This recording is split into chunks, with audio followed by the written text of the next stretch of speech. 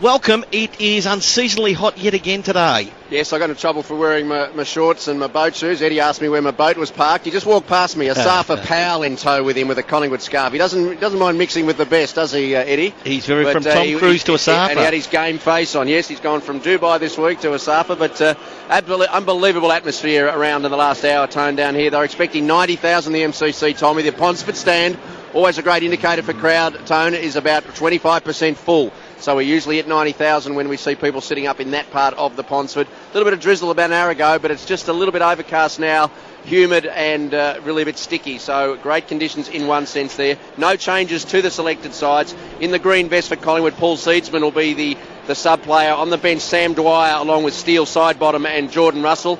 And the sub-player, Brock McLean for the Blues. And on the bench, Cade Simpson will start with Tom Bell and Marcus Davies. And, Tony, there will be a loud roar all throughout this game. We've been looking forward to it all week. We have indeed. Seb Costello for Europe Car, before I go back to the boys. Seb, one matter of, for Europe Car, a little statistical bit of information, please. Well, the Rucks from Collingwood were beaten last week, 44-26 in the hitouts. You'd think Jolly and Lynch will have the upper hand today. Matthew Cruiser will do it largely by himself with the help of Levi Casbolt in just his 8th game. They were strong above the head last week, the Pies. They won contested marks 15-7, despite losing a number of statistical categories against North Melbourne. Travis Cloak particularly strong in the air, 7 marks inside 50, 4 goals for the big man. 127, 175, 149. They're the number of games Scott Pendlebury, Dane Swan and Travis Cloak have played with Mick Malthouse as coach. And I'd love to hear from our experts whether that intimate knowledge of a player as a coach is going to give Mick an edge when he's coaching against them. Well, I've no doubt he would have passed on some handy hints for his players, especially, I reckon, with Cloak, the defender. You'd think Jamison will get the job on him early. But one thing Carlton did last week, when the game was getting away from them against Richmond, they started to run and link up through the middle of the ground, and they actually played better footy when they did that. When they were playing poorly, they were just going down the line. It was very predictable. So you'd think Collingwood will have a pretty good handle on how Carlton are going to play today. I'd love to see them run and try and test Collingwood out that way. I reckon Yaron's really important today with Eddie Betts out of the side. Started really well last week up forward, could have won the game for Carlton. I reckon he's got to be up forward today, Shorey. Yeah, it's an amazing... I think that's the area, the speed across the ground. If they were to get the contested possession, I think Carlton might worry Collingwood. It's whether they can get him at the other end, though. Yeah. I look at their defence. I agree. I like Jamison close to square, though. I thought Richmond did it beautifully with Jack Rewalt last week. Jack didn't kick a goal. I think he kicked one, gave a couple away, but they just went to Vickery then against Henderson. Yeah. If they set that up again, that'll suit Collingwood down to a 2 with Lynch and Cloak doing that. I think Jamison should stay close to the goal. Great to see Jeremy Laidler back in. Yeah. Intercept mark. They need a third player to come across the line to help them because the big players at Collingwood might be the issue. Matty Cruiser, I've known Matty Cruiser for a long time, and I think it's about time that he really stood up. He's done it in games, but needs to do it more. His athleticism in the ruck might be an issue for Darren Jolly and Lynchy if they get into the ruck. So if he can give them first hands on ball, their midfield, it is a clash of the great midfields, isn't it? And Mick Malthouse does not tag. Normally does not tag. I reckon, Richo, what do you think? I think he needs to go and sit on someone. I think you've got to put a lot of time into Pendlebury. I think he's the one. I wouldn't tag Swan. Carazzo or Armfield, who does it? I'd go Carazzo. So would Pendlebury. Be interesting to see how that match-up goes early. But Cloak's the man. His contested marking ability, he stands out as the match winner. I don't see a Carlton tall forward being able to get hold of Collingwood's defence, whereas Cloak could easily take 4 or 5 contested marks inside 50. Hampson, I think, took 6 or 7 marks inside 50 last week. Eddie Betts has kicked 9 goals in the last 3 games against Collingwood. I don't know about Andrew Watt. I thought he was great across halfback last week. He might have to, and if he even starts at halfback, if things don't work in their forward line, he could push forward because he might be needed down there at some time. Even if he starts Walker as like the 6th forward, pushes up the ground, and then he's got pace and ability to break the lines and come through, he may well play that role today. Walker looks like he's gone forward, I would think. Is that right? No? Yeah, I reckon he'll play high half forward and get up the ground and then push back with it. Looking at the middle there, got Gibbs, Judd and Robinson going into the middle there. Carazzo and Lucas look like they're going to the wings. So it'll be interesting to see, sure, as we said, if Carazzo goes with Scott Pendlebury. I reckon that will be the matchup. Jamison, the Cloak, that's no worries, that's happened. Trying to see now, McCapp has gone to full forward. Layla's got that job, and Henderson's got the job on Quinton Lynch. Mark Murphy won the toss. Carlton will kick to the punt road end as the players break out. Final word two from you too, Shorey. I thought the move last week really worked. O'Brien playing further up the ground with the thumping long kick. Yeah, Matty Richardson mentioned that, and he started right on the wing now. I can't pick up his... it looks like Lucas. And as we predicted, Shorey, look who's standing next to Pendlebury. Carazzo is on him. Swan and Judd. And Robinson is on Blair in the We're middle. underway. The shadow boxing up well and truly over now. The real stuff has started. First possession goes to Collingwood. Handball towards the members' wing. Clark of Collingwood over the ball. Swan a quick kick toward wing half forward. Tumbling toward the boundary line. Ball wins out. And so Collingwood into their attacking half, barely, on the members' side, between wing and half forward. First quarter brought to you by Chemist Warehouse. Tony Leonard in commentary with Tim Lane today. At the back, Cruiser, the tap. Little handball, Gibbs was effective. Found Robinson, left foot kick beyond the wing. It's still close to the boundary line that time. Nice body work by Reid. Just led his man underneath the ball. And it tumbles out again. Matthew, no score yet. We've been going a minute. Yeah, that's Reid on young Sam Rowe in his first game. Nick Maxwell is on Yarran. Yarran might be dangerous on him, Shorey, I reckon. I think Tuvey would move on to that matchup if it didn't work early. Free kick to Cruiser at the ruck contest. Long ball into the punt road. Goal off the pack. Maxwell covered it well. Gave to Pendlebury, to Swan, the old firm. Quick kick. Cruiser couldn't quite reach it, slid off his fingers to the back, picked up for Blues by Tui, but he lost control of it in a tackle. Ball still amid a pack. Carazzo out to Gibbs, over the top to the running Murphy on the left, little dab to a leading Walker, can't mark, it bounced off his chest to Johnson, who gave to Shaw, whose kick is chopped off by Gibbs. Carlton keep the pressure on. Inside to Judd. Forward to the centre. Long ball to full forward. Walker in the middle. Couldn't mark. He was swamped by the big men, and it falls to Reid. Reid the handball in defensive 50. O'Brien receives for Collingwood. Heads straight to the wing with a long kick. I don't like it. It should be a Carlton mark, and it is. Forward they go to full forward. It's a bad kick. Casbolt was the target that time. Can't get there. Little snap around the body. That time has missed everything. And Swan in the back pocket. It's been end to end, well, sort of half forward to half forward. No score yet. 2.5 minutes for the Chemist Warehouse. Swan tries to find Sinclair on the lean and does so. Quickly round the grounds for Supreme Caravans as Collingwood goes forward. Goal to Paul Chapman. Geelong within 8 points. Time 6 gone. Final term. So plenty of time left. Ball on the members' wing. And Cloak had it. He was tackled. Goldsack's got a free kick to Goldsack, just slightly off the ball. So the Magpies will build now. Still nothing on the Chemist Warehouse scoreboard apart from zeros. Long ball into the 50, no one can mark. Off the pack, Magpies ball. Side bottoms kick smothered. Ricochet gives Jolly a chance. It slipped out of his hands. He gets it back. He got it onto his boot. A quick kick forward, and it's been marked for Collingwood by Dwyer at the 50, just beyond his range. He doesn't go for home. He kicks top of the goal square. Lynch using a bit of body, but off hands it's collected by Judd, who gives it out, and Lucas skids it around half-back for the Blues. So the race is on. 2-2 battle out there. In fact, it just, in the finish, it rolls harmlessly over. I think the Collingwood fans in the southern stand thought it might have been deliberate. Still no score. 3.5 minutes gone here. It's tight up at Etihad. Quick score, please, Shane McGuinness. Still an 8-point lead to the Kangaroos. 101-93. From the throw in, Blair tried to shovel it forward. Carazzo, the backward handball, tried to get it Judge. Hand and knees Tui in there, hard for Carlton. But it's all pressure at the moment. Ball's not coming out. Tone, another pack forms. The umpire again to break it up. Just before you do, Doc Larkins. Yeah, Darren Jolly just ran through the interchange, very distressed, holding the left side of his chest. He's had a hit around the ribs. The Doc's about to go down and have a listen to the airbags, Tone. So, yeah, he was in a lot of trouble there, Tone, coming off the ground. Big Darren Jolly couldn't get any breath at all. So he heads down, which would be a monumental swing in the game should Jolly be out. Ball's still basically neutral territory, southern side wing.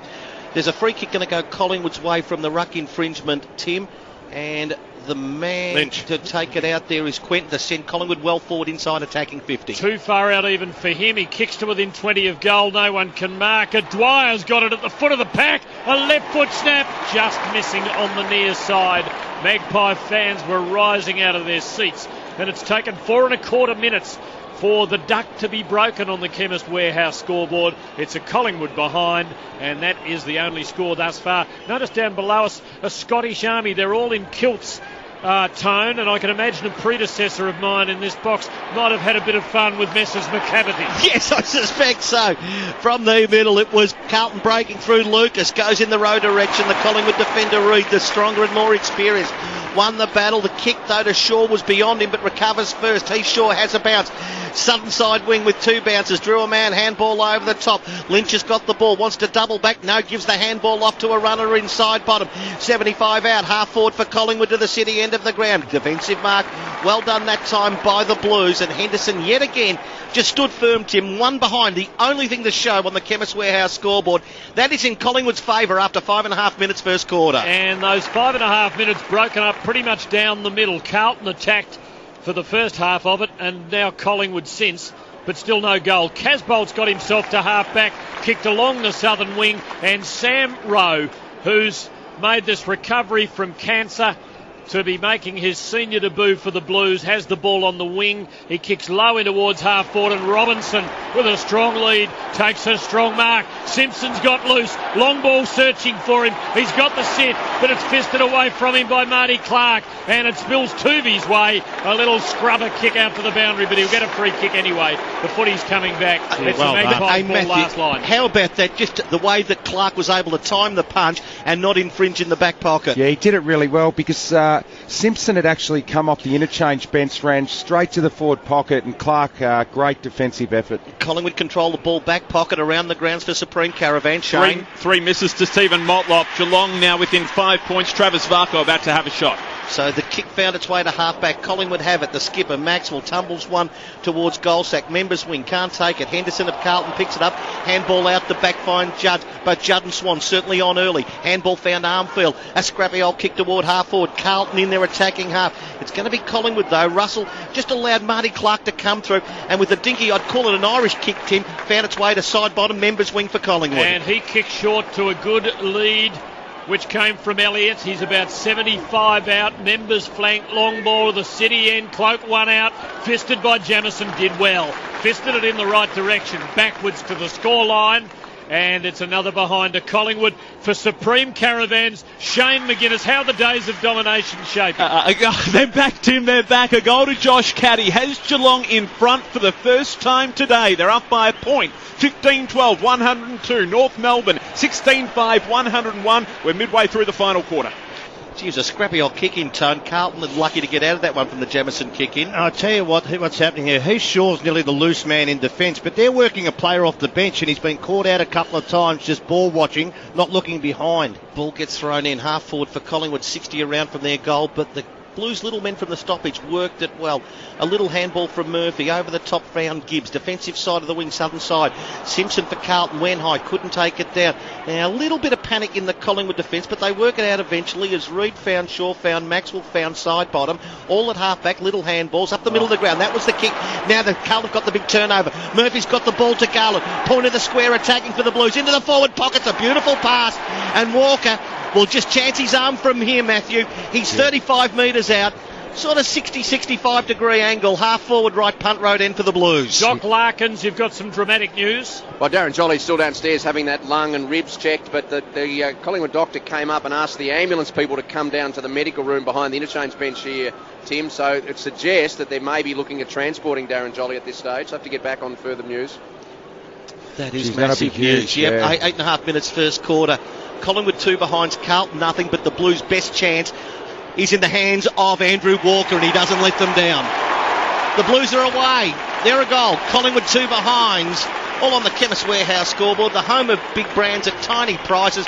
Before I go to you, Tony Shaw, let's go around the ground. Supreme Caravans. Geelong by a point, 102 to North Melbourne, 101. Billy Smets having a shot at goal as we speak, Tone. He's just missed off to the right, Geelong by 2 points. Well, it's a case of necessity that Andrew Walker had to go forward today. It had to happen. He played really well off halfback. Very agile, mobile player, and it's good to see him finish like that. This Jolly issue could be very telling in this game. Well, that drives their whole structure out, because that will mean Quinton Lynch will have to ruck for the rest of the day. That drives their forward line structure out of whack, and that is the worst possible news for Collingwood. Geez, Carlton have come through the middle a couple of times today with their inside 50s and opened Collingwood up early. Cruiser against Lynch. Collingwood win it. Blair takes it away and kicks well to a good lead and a very strong mark by Goldsack. 60 metres out.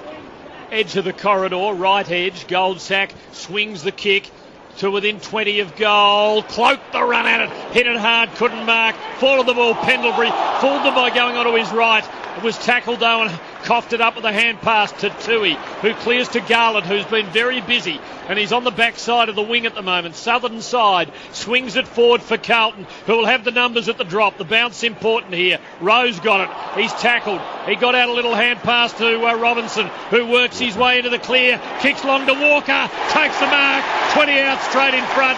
Should be the Blues second. Well, his work rate at the moment, Shorey, is outstanding, Walker. He's got up the ground and pushed back inside 50 twice. Now, he had Tuvey done cold then. That was a great kick by Robinson, but it was Rowe's effort actually to get the handball off to Robinson, opened that up. I don't understand that matchup though, because Maxwell has gone to Yarran. Yarran's gone to the bench. I think Maxwell suits Walker and also Tuvey suits Yarran. Yeah, you'd think a switch might come there pretty soon. He's on the Michael Holding run up, went back almost to the 50 for a shot from 15. He puts it through. And Carlton have the first two to lead by 10 points on the Chemist Warehouse scoreboard. 2 straight goals, plays 2 behinds for Supreme Caravan. Shane, any change? No, still 2-point lead to Geelong, Tim. They're into attack. We've still got 9 minutes to go in the final quarter. Seb Costello, first time for me, welcoming you for Europcar, Seb. Thanks, Tony. May have thrown out his own playbook, Mick Malthouse, but Matthew Richardson's absolutely right. The Blues using the corridor to get on top here. 350 entries through the corridor to Carlton, none to Collingwood. Tone, just don't know, but the first 10-11 minutes, certainly not going to the form card. Carlton look well and truly on top, and it's only a 10-point lead. Well, Collingwood's gone in just as many times. There's not a massive issue in that, but you're right, the speed in the centre of the ground, it stands out at the moment, doesn't it? And the defence has held up well. Collingwood have driven it in deep a couple of times, but they've stood up the Carlton defence Carlton, early. a nice clearance. Cruiser to Gibbs to Judd, who thumps it long in towards attack. Now Maxwell's just gone over. He's holding his sort of knee ankle. He's won a free. And writhing in agony. Reckon he looks all right. Something gave way though there. No doubt. And he's still limping. Little kick to Ben Johnson, who's on half back to the wing. The ball goes. Cruiser thumps it back over Lynch this time. Carlton with the numbers around the ball. Davies, can he pick it up on the Toyota logo wing? Gave to Judd, gave to Gibbs, gave to Cruiser all by hand. To Carazzo through the middle, drew a man. Kick was charged down. Well done that time, then side bottom. Won it back, big turnover. Collingwood's way to Elliott. And he's found him 48 metres out. Should go back and trust himself from this distance. He started, he stopped, and he decided to play on, go short, and he didn't trust himself. And the result, Tim kicked it straight to Tui of Carlton, and Carlton repelled the attack. It is Carlton by 10 points. 12 gone, paint away clock, first quarter. Oh, Robinson doing very well. Marks Tui's kick in a contest. Gives to Simpson, short to Cruiser, who's been very good on the centre line. Pumping kick to the 50. Rowe the target, just too strong for him. Reid beats him to the fall of the ball. Gets a paddle to Lynch. Big cumbersome man. Got rid of it in a hurry. Ball comes loose. Collingwood's way to Clark. Hand pass only straight to Cruiser, who gives to Walker from inside 50. Bumps at Goldwood. Goal unguarded. Bouncing through. Shades of Jezelenko in the 1970 grand final. And Walker has 3 in 13 minutes, and the Blues lead by 16 points. Well, it's all corridor. They are going against what we think is Mick Malthouse's blueprint. That is boundary line play. They're coming through the corridor at every opportunity, and 3 goals to Andrew Walker. They're going to have to make a change there, Shorey. I couldn't believe the matchup at the start of the game, and we'll just see what's happening now. Looks like Tuvey's gone to Walker. Well, that should have been happy. I don't know why they would have gone Maxwell on Yarran, but they're still sticking with Maxwell on Yarran. So that's an interesting one. Ben Johnson's right next to him. Would be the person you nearly put to him. Tight at Eddie had for Supreme Caravans. Yeah, and heavy rain falling here as well. So North Melbourne's just been given a 50-metre penalty. That has them within shot of goal. Geelong, though, by 2 points, 103 to 101. So ball bounce in the middle. Play restarts. Blair wins it for Collingwood. Long kick toward full forward. Cloak third man up. At the back, Jamison knocks it away for Carlton. Roving at halfback, Armfield. Good pressure by Blair. Forced the tackle, or forced the error. Picked up by Henderson of Carlton. They've lost it. Sinclair to Blair at 50, attacking for Collingwood. It was Pendlebury round his body, but it's missing way left. In fact, it's out on the full. So it's 3 goals straight Carlton. 2 behinds Collingwood. 14 and a half minutes gone. First quarter, Chemist Warehouse scoreboard is he's pouring at Etihad Stadium. Quite clear here. What was the result of the kick, Shane? Goal to Daniel Wells. North Melbourne back in front by 4 points. 17-5, 107 Geelong. 15-13, 103. 7 minutes to go. Judd clears for Carlton, and Garland takes a very good mark behind the centre line. Doc Larkin's replay showing Jolly up on the bench. Yeah, he's just sitting down, looks very uncomfortable. Left side of his chest they've been checking, so they're just sitting him down quietly, and obviously excluded any serious lung damage. Just wonder how sore he is, Tim. Rowe to Davies here for Carlton, scrubbing left foot kick into the 50. Bell attacked it, overran it. Picked up by O'Brien, who burst through in his no beg pardons way for Collingwood, and kicks to Blair, southern wing. Doc, could I ask you for your best guess, or don't doctors like to give a guess? Oh, look, it's hard to guess from a distance away. I mean, clearly he had trouble breathing. He's distressed. He doesn't look comfortable. They're chatting to him, and I guess it's a matter of whether they feel he can take a knock. They certainly are not transporting at this stage. Collingwood take it wide. Southern side, Cloak, who's come up to almost the wing. He kicks short, and he kicks to McCaffer, who marks it now between wing and half forward, but still a good kick and a half from home. He places the kick into the pocket. Pendlebury there and in front. Right, a very good mark taken by Elliott. He's a brave little fella, and he can take a mark overhead. He plays on. No, he shapes to come out. The umpire says you can't. Take it on. Well, there you go, Shorey. You talked about his marking ability before the game with Dane Beams. That was a great overhead mark. Well, he likes to go from there. Been trying to pull it out of his game. I think just let him go. He's got a great leap, and he's a powerful athlete. He took one late against the Eagles here last year in a thriller home and away game, as Collingwood were protecting, I think, about a 2-point lead. He comes in, he kicks at goal. The Magpies need it, and he delivers. It's a lovely kick from the left forward pocket. It's taken them 16 and a half minutes. Chemist Warehouse scoreboard. Carlton leading. 3 goals disappeared from the scoreboard, Tone. 3 straight to 1-2. The margin 10 points. Seb for Europcar. The Blues are just kicking terrifically, as are Collingwood. 69% there, helped along by that goal from Elliott. But the Blues are kicking at the moment at 82%, which, considering they've had 34 kicks, is a pretty impressive percentage. Tell you what, Richard, the longer this goes with Jolly not being on the ground, it hurts Collingwood anyway, because they've just lost a forward player target up there with now Lynch going into the ruck.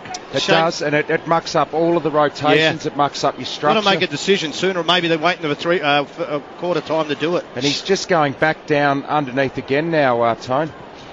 So play restarts, middle of the ground, and it's starting to rain here now. Blair wins it for his second positive clearance for Collingwood. Kicks it straight to centre half forward. 2 Carlton players go up, spoil each other.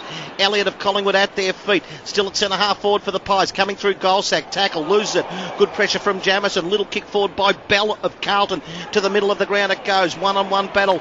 Bren Johnson now. The free kick's going to go his way. That's a better match-up on Yarran. Shane, can I just have a margin, please, late in the game up at Etihad? North Melbourne by 4 points. 5 minutes to go. In the middle of the ground. Blair goes again. He loses it in a tackle. Davies of Carlton picks it up. Scrubbing little left foot kick, that time through the feet of Walker. Reid cleans up that time.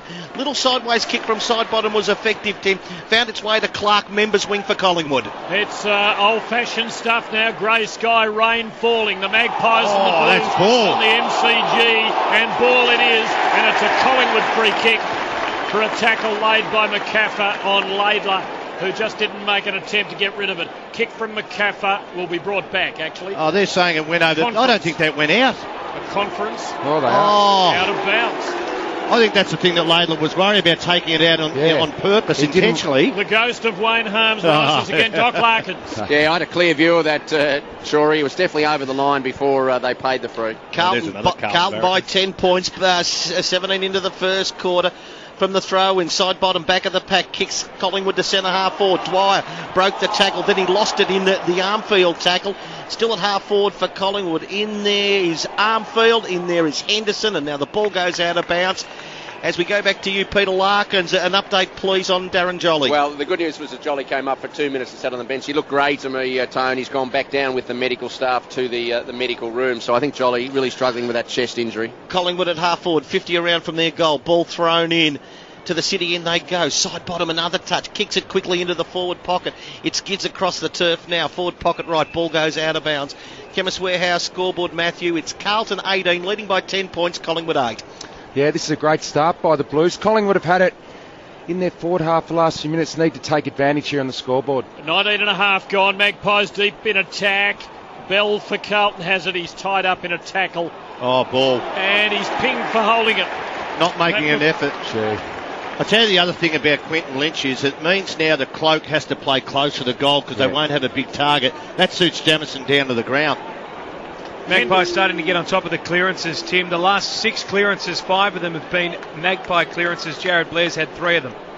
Pendlebury's free kick, the man on the mark, is 25 metres out. So all Henderson could have done there is just whack his arm and pretend that he was trying to get it out, and that's the difference between a free and not giving it. Just about as good as directly in front. Pretty straightforward shot for Scott Pendlebury. He makes no mistake. And the Magpies have pulled 2 of them back. It's back to a 4-point margin. Carlton's 3 straight. Collingwood 2-2-14. Chemist Warehouse scoreboard beyond the 20-minute mark. Shane McGuinness for Supreme Caravans at the pointy end. A Chapman snap missed, Tim, so that has North Melbourne still leading by 3 points. 107-104. The Roos with it across half forward. Matty Richardson mentioned Collingwood's ability to get it forward. In the last 10 minutes, 72% of the game has been played in Collingwood's forward half. 4-point margin in favour of the Blues. Go, boys. You get periods of dominance like that where you have it in your forward line. Game of momentum, Aussie rules footy. Collingwood need to make the most of it on the scoreboard now. They have the last 2 goals. Walker with 3 goals. They are Carlton 3 goals. Elliott and Pendlebury the last 2 of the game. Both Collingwood's 4-point margin. Free kick in the ruck going Carlton's way. The cheers go up. Murphy to take the free kick. It is getting hard of the rain here at the moment as Murphy waits. Just swing it out wide, taken by Armfield. Deliberately a 20-metre pass. Swan, though, read it better than Robinson. Knocked it in front of himself. Bell of Carlton goes in there. Applies the tackle. Ball flipped in towards Murphy of Carlton. The kick in towards half forward. Reid playing in front of Rowe. Doing a good job at the moment, Ben Reid. Not much on offer. Carlton by 4 points. Chemist Warehouse scoreboard. Went about 5 metres to Maxwell.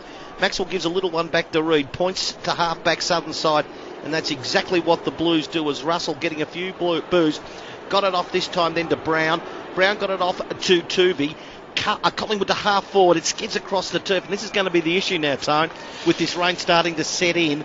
Just how well, who adapts the better. At the moment, Carlton by 4 points at the 22-minute mark first quarter. Well, off the top of the head, I would think it would suit Collingwood. I think Carlton look very quick and want to have a clean ball to run with it through the lines. Throw in Collingwood's footy looking for a goal to grab the lead here, and they're a bit of a chance. Dwyer's got it. He's tackled though, dispossessed out near the boundary. 40 from Collingwood's goal at the city end. I reckon there's high contact. Collingwood 3. Heavy rain, ball under a pack. It is a Magpie free kick, and within scoring range. Although the rain now is really belting down. It is teeming. Let's just check in with Shane McGuinness. Still a 3-point ball game, Tim. Geelong flooding forward. Keep you posted there. Couple of minutes to go. Kangaroos protecting a narrow lead.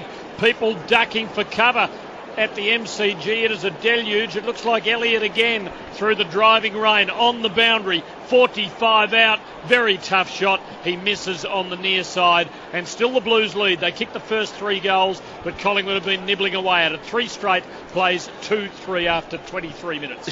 Shane, please, at Etihad. Mark Blitzarves lining up for goal time. Before the kick, Geelong trails by 3 points. Stay with you. After the kick, Geelong trails by 2 points. We've got a minute 30 to go. From the kick in from Henderson, ball came off hands. And the result, Matthew, ball to be thrown in. Half forward left for Collingwood, 65 around from their goal city end. That's okay, Matthew. I think it's a very good point you made. As Cruiser got the tap away. So. Yeah, Sorry, Tone. That's quite all right. I was focused on the replay of Blitzers missing over at Etihad there. Good to know your full concentration's at the G as the Cruiser kick goes in towards the row direction on the wing, southern side. Blair really got a high one. Blair slow to get up. Play on is called by the umpire. It's close to the boundary line on that southern wing. players are tackled. The umpire's about 25 metres off the ball at the moment, and there's 10 players over the top of it, and it's about 1 millimetre from the boundary line. And eventually the umpire comes in. Oh, Jared Blair, gee, great bump by Walker. Good to see it's still able to do that in footy. Hit him in the shoulder. Shane, for Matthew Richardson's benefit, ball thrown in the wing here. What's happening up at Etihad? Ball about to be thrown in Geelong forward pocket. North Melbourne leading by 2 points. 43 seconds to go. Collingwood coming here. Swan kicks into the 50. Doesn't hit a target immediately. Jamison beat Cloak one out. Did it well. Feeds by hand to Henderson, who keeps his kick wide. Mick would like that. It's out near the boundary. And it's gone out on the full, I reckon, off Heath Shaw's boot. Although it hasn't been called that way by the boundary umpire. Shane, what's happening? A free kick to Jimmy Bartel and a 50-metre penalty against Nathan Grimer. This will put Geelong in front with 33 seconds on the clock. From the restart, it was O'Brien going forward, but his kick was intercepted at half-back for Carlton by Henderson, who lead at the moment by 3 points, the Blues. Ball out on the wing, over the top. Just give us the result at any time, Shane. We'll stop the call here as Davies picks it up half-back flank. He slides one across the deck, and now it's going to be out of bounds. Murphy sees it out of bounds. What's happened at Etihad, please, Shane? The goal to Jimmy Bartel. Geelong by 4 points. 112 to 108. 25 seconds to go.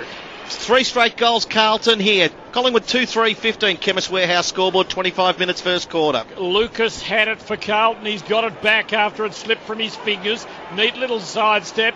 Kick into the 50. Casbolt hitting it hard, couldn't mark. Spillage to Clark of Collingwood. Hand pass to Reid. Clearing ball. Bounces through the centre. Beat about 4 of them. Elliott Soccer's on. Bootsma goes with him. And laid a neat little hip to take Elliott out of the contest. The Magpies arrive in droves though. It's out near the boundary. It's knocked by Bootsma up the boundary line. Side bottom there for Collingwood. Helped it to Pendlebury. Couldn't handle it. Side bottom gets it back. He kicks into the 50.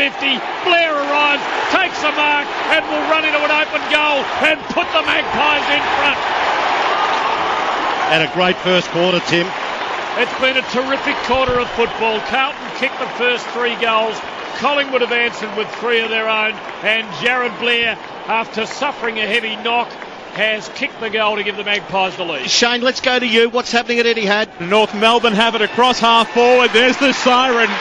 Geelong by 4 points in a thriller.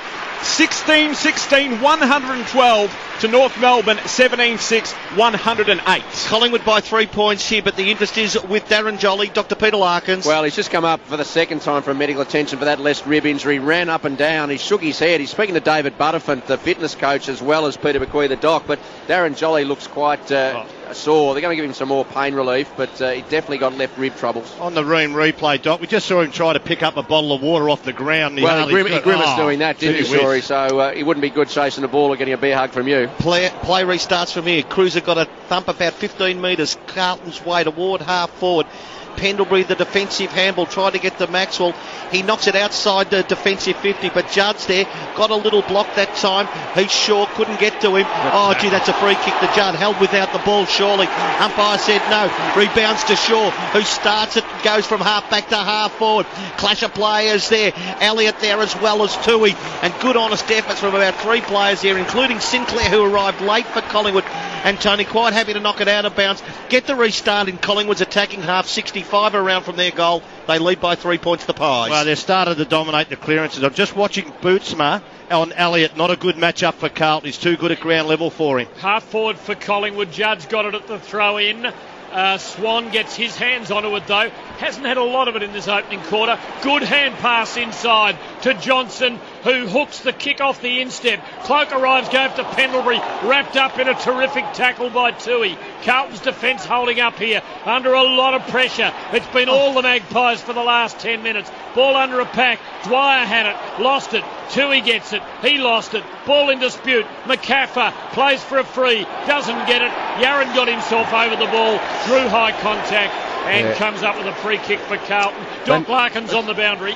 Well, I saw this with my own eyes, Tim. Mick Malthouse came down, turned right, and headed for the Collingwood bench when he came down from the coaches. They had to grab him and pull him across to the Carlton side, seriously. Clearing kick from Yarran to the centre line. It's almost quarter time. Pendlebury taken high by Judd. Magpie fans not happy as they don't get the free kick. Lynch has got it. He gives to Shaw. 5 seconds left. They need to be good. Johnson, 1 second left. High ball. Cloak there. Siren beats him. Quarter time. The Magpies lead by 3 points. 3-3-21. Carlton 3 straight goals is the Chemist Warehouse quarter time scoreline. Tremendous opening quarter of footy at the MCG. Some of it played in driving rain, which for now seems to have abated.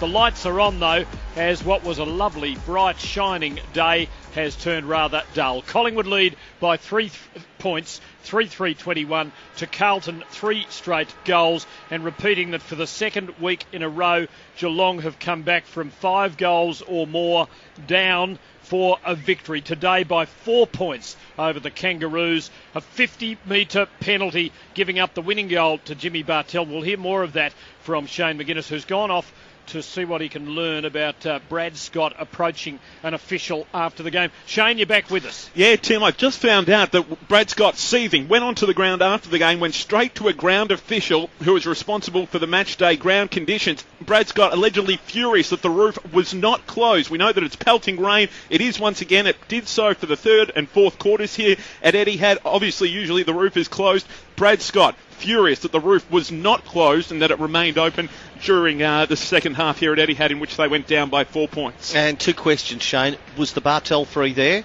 Yes, because Michael Ferrito kicked away the ball after the whistle had been blown. Yeah, but not the 50 metres. It was the tackle pushing the back, new rule that we've learned about. 3-point lead to Collingwood over Carlton at the moment.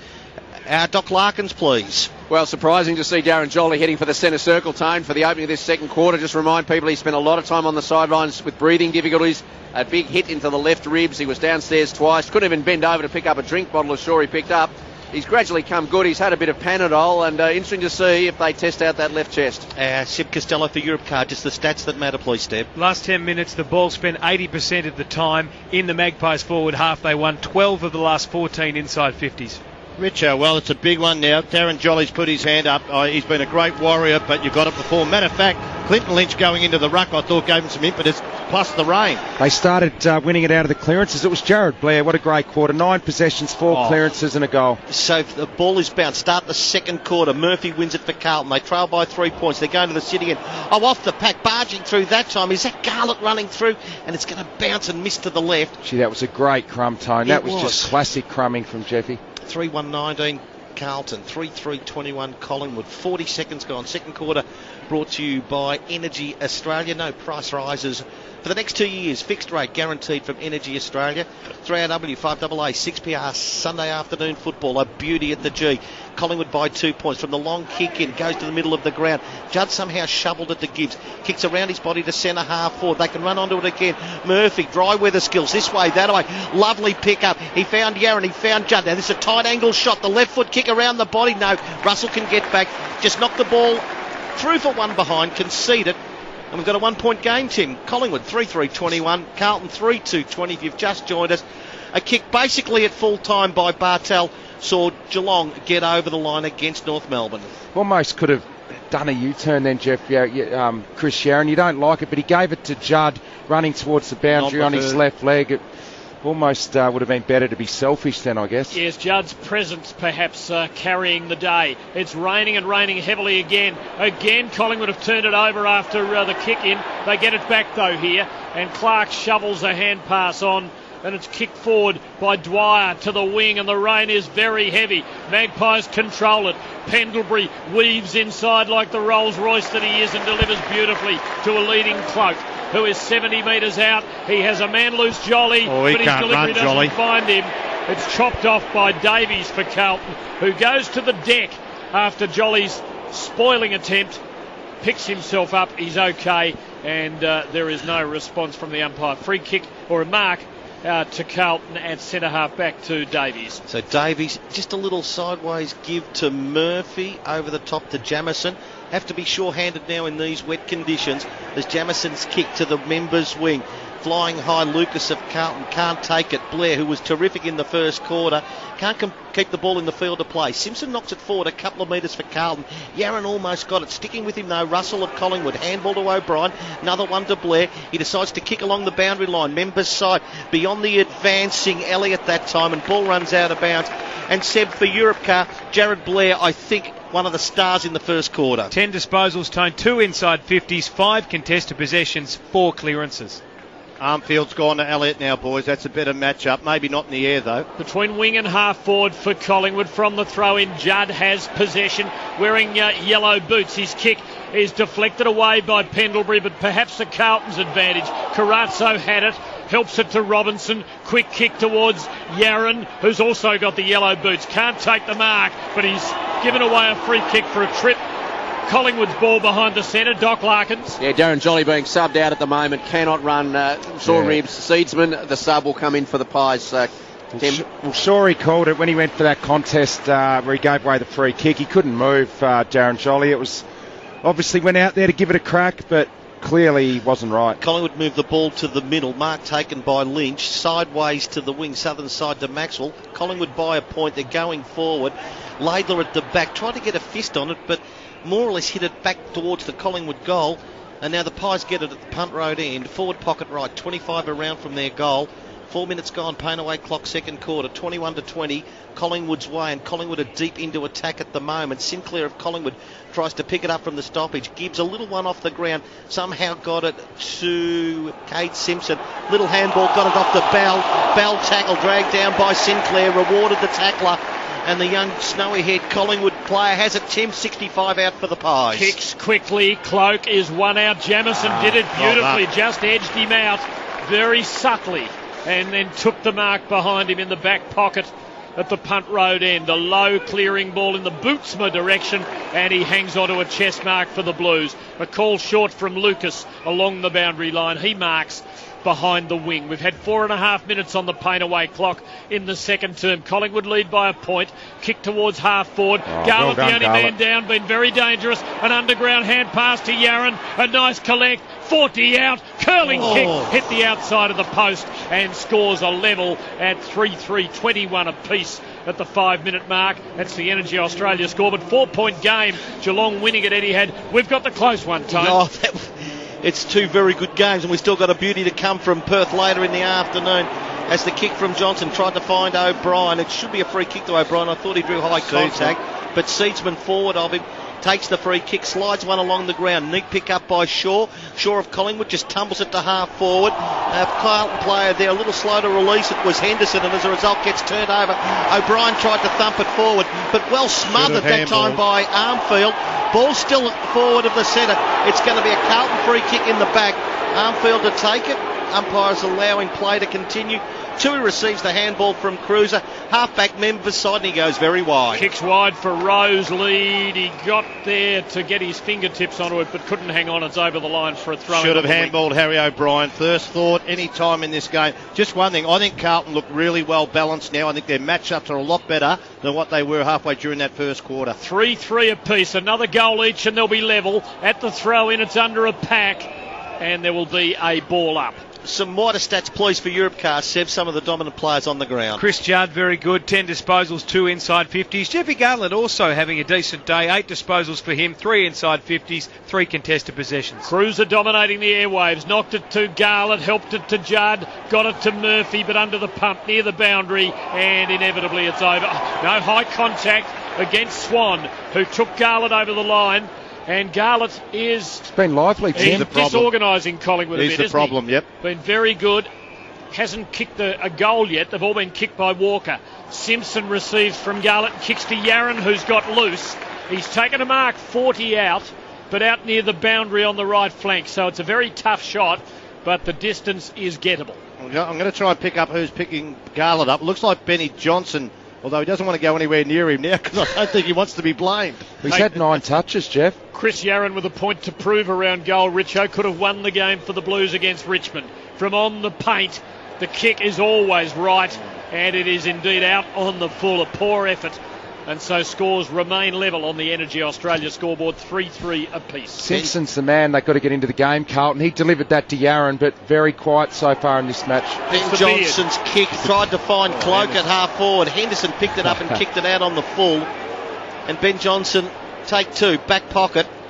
Pies going to the punt road end. It's 21 points each. Energy Australia scoreboard. We're 8 minutes into the second quarter. To the wing, member side it goes. Jamison having a beauty. Knocks it down, but Dwyer of Collingwood there. Gee, kept his composure beautifully through traffic. Gave the handball back to Cloak, and the umpire is saying the ball's got to go back.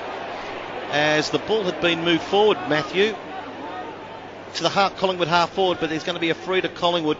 Just defensive side of the wing on the member side. Penalised the side. Yeah, it did, and that gives Collingwood time to get all their defensive structure, Carlton's defensive structure in place. I know only 2 rounds in, Tim, but does the advantage rules, that seem to be in short supply, at least in the early rounds? Yes or no? Got any love for that one? I think it still exists, Tone. The kick found its way to Cloak, who, low percentage kick, close to the boundary line, tried to find Lynch in the slippery conditions, and the ball slid out of bounds. Scores level, 21 points each. 8 minutes gone, second quarter. 52 around from the Collingwood goal, punt road end. Wouldn't put it on the endangered species list right. just yet. Okay. But you may be right. There might be a slight diminution from the throw-in. Shaw, a quick kick for Collingwood to the 50. Picked up by Dwyer, sold a bit of candy, and then was mown down by Tui, who gets a little grubber kick about 5 metres for no result. And the ball is under a pack in slippery conditions, and umpire Scott Jeffrey steps in and will ball it up. 49 from Collingwood's goal. Tony Shaw on 3AW. I love this about Carlton. They've learnt from last week. Michael Jamison will play on anybody who goes to full forward. Hasn't moved from full back all day. Lynch got the tap to Blair. Blair got one in the back, and the free kick to Collingwood. Gibbs can't believe the call, but he lay on top of Blair. Put the tackle on, Matthew. Yeah. Look at the ream replay. Tell me what you think. Yeah, we'll have a look at the ream. We're just waiting for it to come up time. But he's been terrific, this man for Collingwood. Got a chance to kick his second goal here, and he has had 10 disposals. 48 metres out. Man on the mark at about 45. He'll kick from 48. What's his distance like, Shorey? Right on the edge, I reckon? It's a bit heavier, isn't it? Yeah. Normally a talented kid. Blair for Collingwood to break the deadlock. Gets under it a little bit, pushes right and keeps going right. Didn't get there. Rowe defensively knocked it away. Elliott did the rove. He gave it back to Heathshaw. He can have a snap from 25 metres, Heathshaw.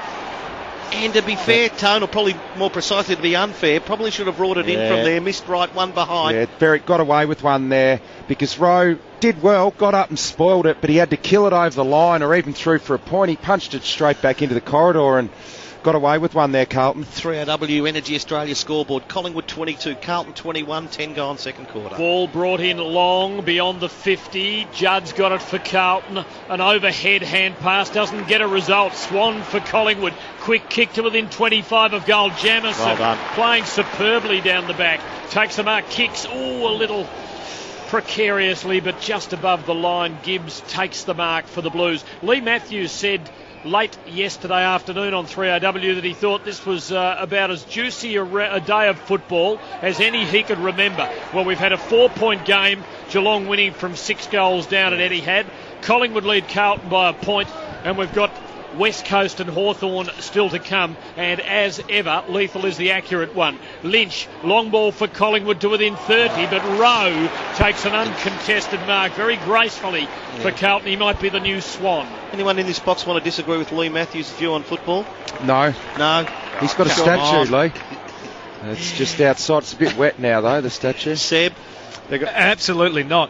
They've got problems, Collingwood. Goldsack at full forward hasn't competed enough in the air, so how long that will last, we'll just see. They've been deep a number of times. He's been outmarked a couple of times. Carlton knocking around at halfback. Carazzo to Bell. Now Bell goes long, and Garland again roves the pack. Brilliant. Through traffic he goes. Has a bounce on the slippery surface. At pace runs to 45. Keeps it low. Carries the pack. What a wonderful goal. Jeffy Garland. Good guy's goal of the day. 4 or 5 times today he has just read the ball beautifully from the pack. And Chris Yaron, what a wonderful goal. Breaks the deadlock, 4-3-27 Carlton. Collingwood 3-4-22.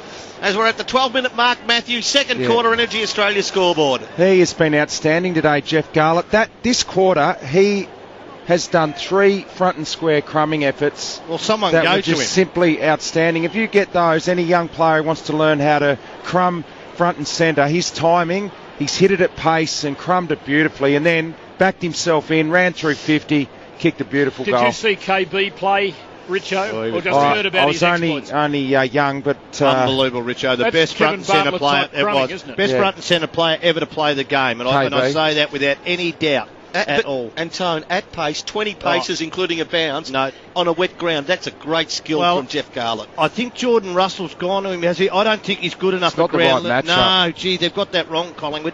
You have to go with either Tuvey or even Marty Clark, maybe. Blues by 5 points. Judd's been a workhorse for Carlton.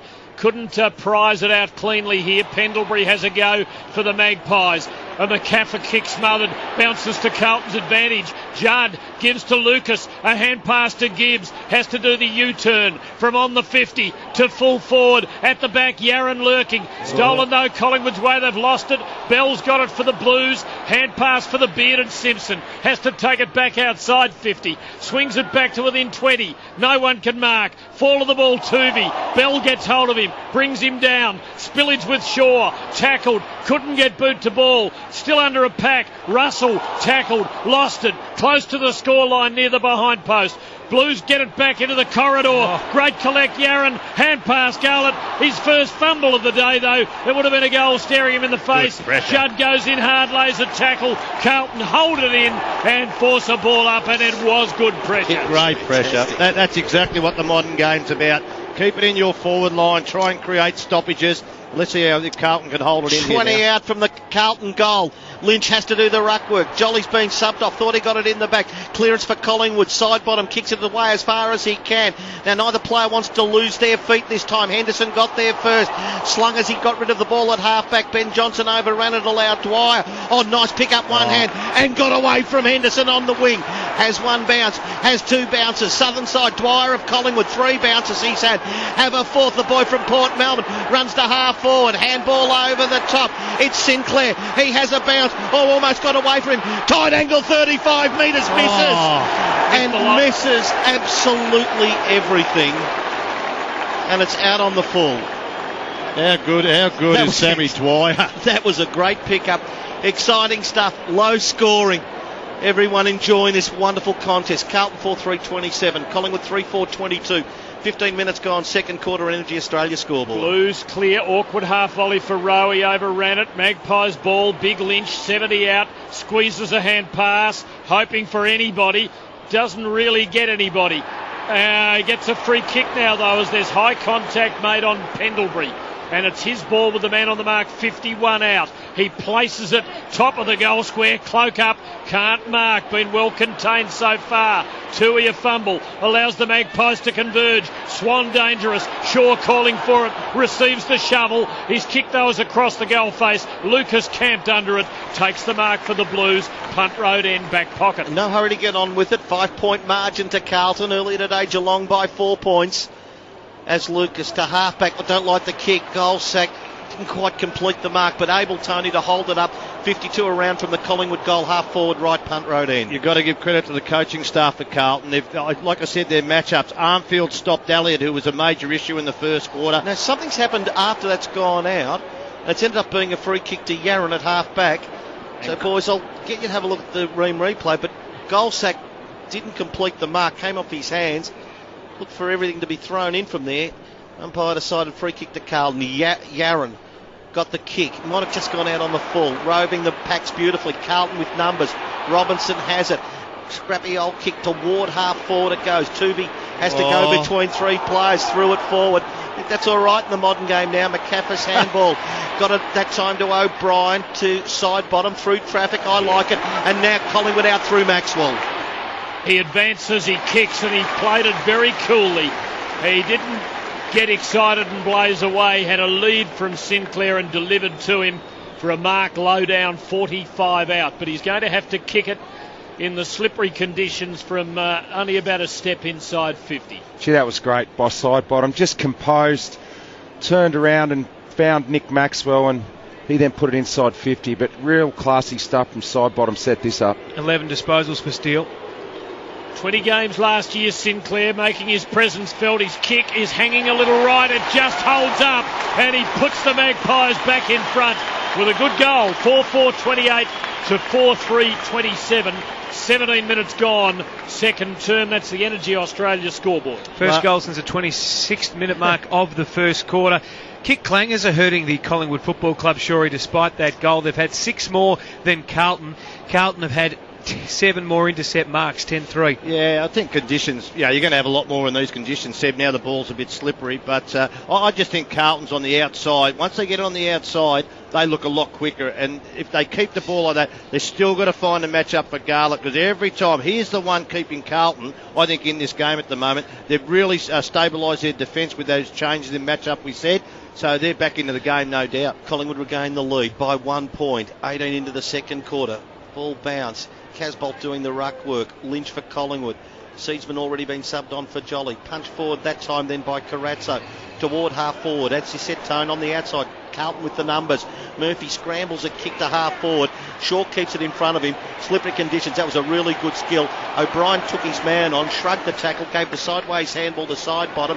He kicks it up towards Cloak. Well done, Armfield. We've seen him before with crazy bravery, and that was just another one that time. Had to go when the advancing Cloak was within a metre of him. Sideways to the ball he went, knocked it out of bounds. Members wing, 19 minutes gone. Collingwood by a point, 28 to 27. Suffered a serious injury a year or two ago, Dennis Armfield, a neck injury, I think, but he does not flinch. Carlton's takeaway here. Kicking towards half forward. Off a pack, Yaron can run all the way home and kick the goal to put the Blues back in front. And it's a classic seesawing Collingwood-Carlton game. The Blues are 5-3-33. The Magpies 4-4-28. 19 minutes second term on the paint-away clock. Well, if you're going to come in and have an impact third man in on a contest, Russell, you have to kill the ball. He didn't.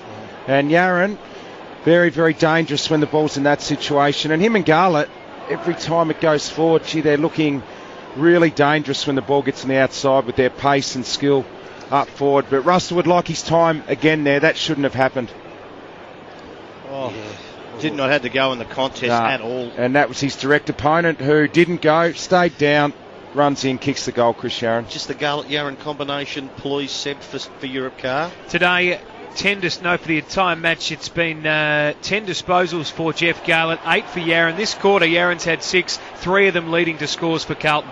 So, the handball from the restart from Armfield missed its target. Harry O'Brien's got it, gave it to Dwyer, took on Lucas, shrugged him off. Can Collingwood regain the lead from 40 metres out, Sam Dwyer? He's a good player, you bet he can. Good player. Where's he come from? Dwyer. Mature age, 26-year-old rookie. Yeah. 8 seasons at Port Melbourne, including the last 2 grand finals. This is great seeing these guys get opportunities. We saw Goods last week for the Bulldogs, and I reckon there's more of them out there in their state comps. I want to go down to you, Dr. Peter Larkins. Yeah, just talking about Alan Tuvey's been off the ground the last few minutes, having work on a right hamstring with the physios. Sore and tight. He's just running the boundary in front of me, Tone, but a little bit of concern for Tuvey. They're just watching him. Well, they've got to watch him. Matter of fact, they need him out there because he'd be the Yaron matchup, which would release Russell to someone else, maybe a bit taller player. Hard to predict the winner here. The lead keeps changing. Seb will tell us how many times it has oscillated. Asafa Powell's here watching a bit of AFL football after his ill-fated trip to Stall. Just picked him up on the replay. Ball up, Carlton's footy, taken away by Tui, looking like Robert Klomp. Kicks into half forward, no one able to mark. Reid recovered well after contesting in the air. Got it to Johnson, runs the full measure to the wing. Kick into half forward, front posse Goldsack, couldn't mark. It just slipped over the line before Seedsman could get his hands onto the seed, and the ball will be thrown in about 75 out. Collingwood's left half forward flank as they go to the punt road end. 7 lead changes, Tim. I'll get a Jared Blair update too. Doesn't seem to be as prominent this quarter. At half-back, Carlton win the ball. Yaron's kick floats in the air. Lead-up man taking the mark, and it was a good one too from Casbolt. They've moved it on quickly. Henderson and Yaron. What a great leap, Yaron over Russell. And Henderson's gone straight up to Russell and letting him know, so Walker, this is a bad matchup for Collingwood. It's been a bad matchup for the whole quarter. Just the vertical leap, going with the flight of the ball. That is a great, brave grab. And 35, 40 metres out maximum. Again, another lead change maybe coming up. Collingwood has it by a point, but Chris Yarran, a couple of goals in this quarter. To the City end he goes. We're at the 22-minute mark, second quarter. Yarran and Garlett been wonderful. The former has the shot. It holds its line. It's a goal. 3 in this quarter to Chris Yarran. 5-point lead to Carlton. 6-3-39. Collingwood 5-4-34. Let's get a summary of the 22 minutes so far in stats for Europcar.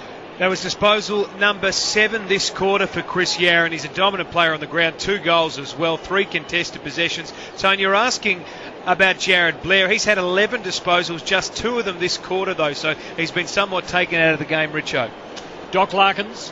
Yeah, Tuvey has gone back onto the ground. He had a little run and they asked him how he was. He said, I'll give it a go. So concerned with that right hamstring tightness, but he's on the ground, Tuvey.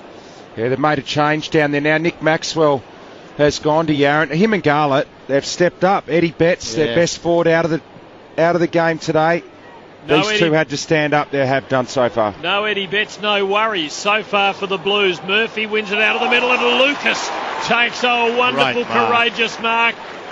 Coming the other way was it Gibbs, who's on the deck in a screaming heap. Walker, and pass to Murphy, who gives it to Robinson. Long high ball to full forward. No one able to mark. Casbolt had it well tackled.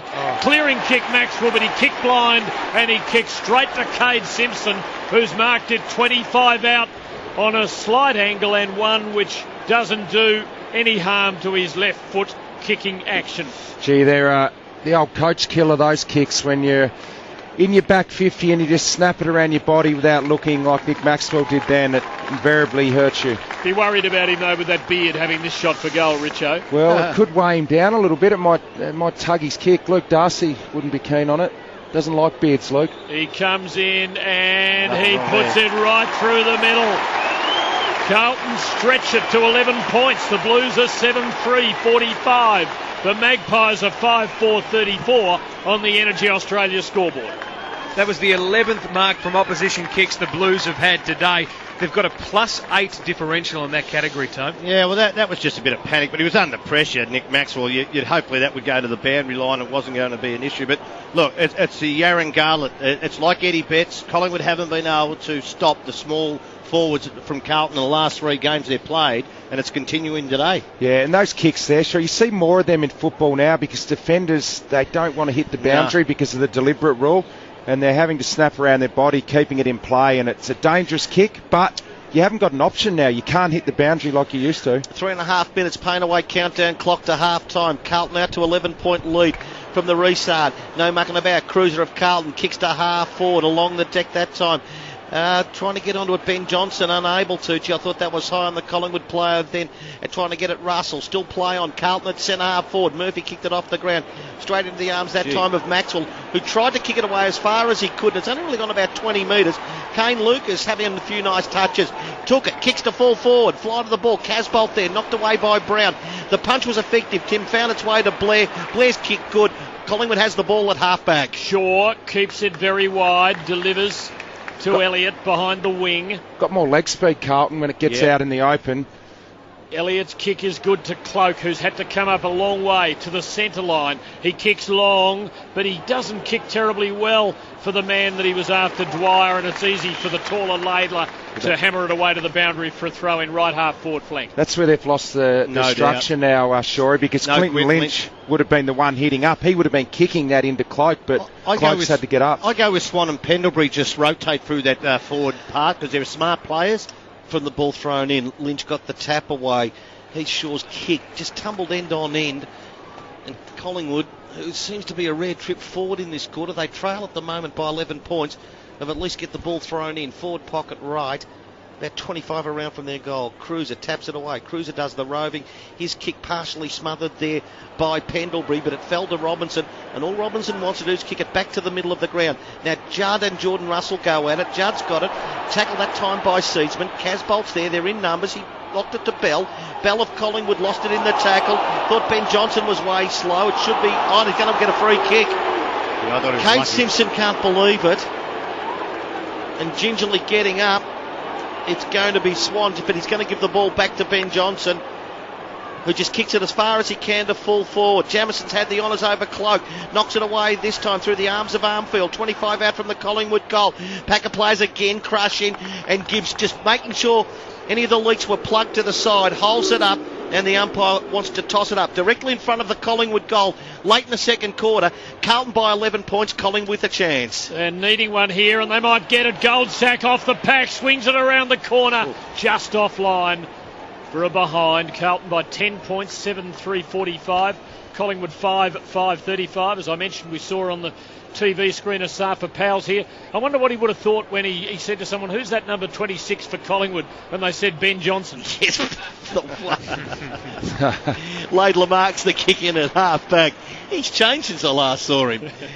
So Laidler's got it for Carlton, who really, I reckon, Tony, are just look to be more in control of the game than the scoreboard shows. It's a 10-point lead. Maxwell timed his leap beautifully, knocked it away. But Judd at half-back took it, kicks to half-forward. Tuvey does the good, strong body work that time on Walker. And Tuvey, half-back members side, goes toward wing half-back to Shaw on the southern side. But not much on. We've got 56 seconds to half-time, Tim. Collingwood have the ball in the middle, but Carlton's got the ball. Carlton's got the lead by 10 points. Jordan Russell has it for the Pies. And gets some hoots from the Carlton fans. The former first-round draft pick for Carlton. He's kick into the 50, slides to the back. That's dangerous for the defending team. Side bottom's got it near the boundary, steers it back inboard. Yaron got back, dropped a mark. Perhaps he should have taken, but Carlton get a free. They get off the hook, and they should be able to protect their lead now. 25 seconds left, and they have possession of the ball. Yaron kicks it long towards the wing. Rowe can't quite hang on to the mark, but he will get a free or possession and give to Carazzo. So Carazzo's got it. He can go wide. It's still going to skid across the turf. Cade Simpson keeps it alive. Now, if he can find a target with 6 seconds to go, Carlton can have the last shot at goal. No, he's stopped. He's played on. Now he's kicked it long. I think the siren beats the players. That does. But Collingwood with the ones that has to do all the thinking, Tim. It is Carlton on the Energy Australia scoreboard. And Energy Australia, no price rises for 2 years, fixed rate guarantee.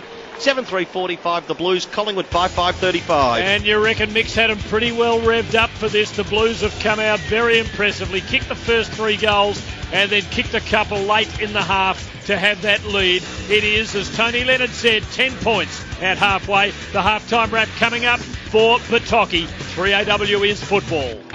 Sunday afternoon football, 3AW and 5AA. Carlton at halftime, 7-3-45.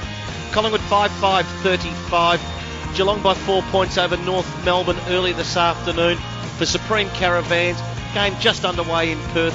First score of the game, one behind it to the West Coast Eagles. Peter Larkins, I'll go down to you. We're about a minute and a half away from starting. We saw Darren Jolly leave in an ambulance. Again, diagnosis on the run. We don't want to, but what's your best guess at what's happened here? Well, my best guess is he's got a couple of cracked ribs on the left side, and then he's getting a slow leak from a collapsed lung potentially. So that's the reason he's off to Epworth Hospital to have scans and to have a look at the lung itself. He did go back on the ground after the incident, 3 minutes in the first quarter. Clearly was distressed with his breathing and chest pain. And I suspect that they didn't notice that he would have had a collapsed lung here, Tony. They wouldn't put him back on that situation. But a bit like a tyre, you can get a slow leak. Yep. And with the passage of time and the fact he was subbed out, they were taking the precaution. Off to Epworth Hospital. They'll be looking at x-rays to see if he's got a slow leak in the lung. I'll try and confirm that. But at best, he's going to have some very sore ribs that could keep him out for a couple of weeks anyway, Tone. And at worst? Well, a collapsed lung will keep him out for 6. Peter Larkins there as the players come toward you.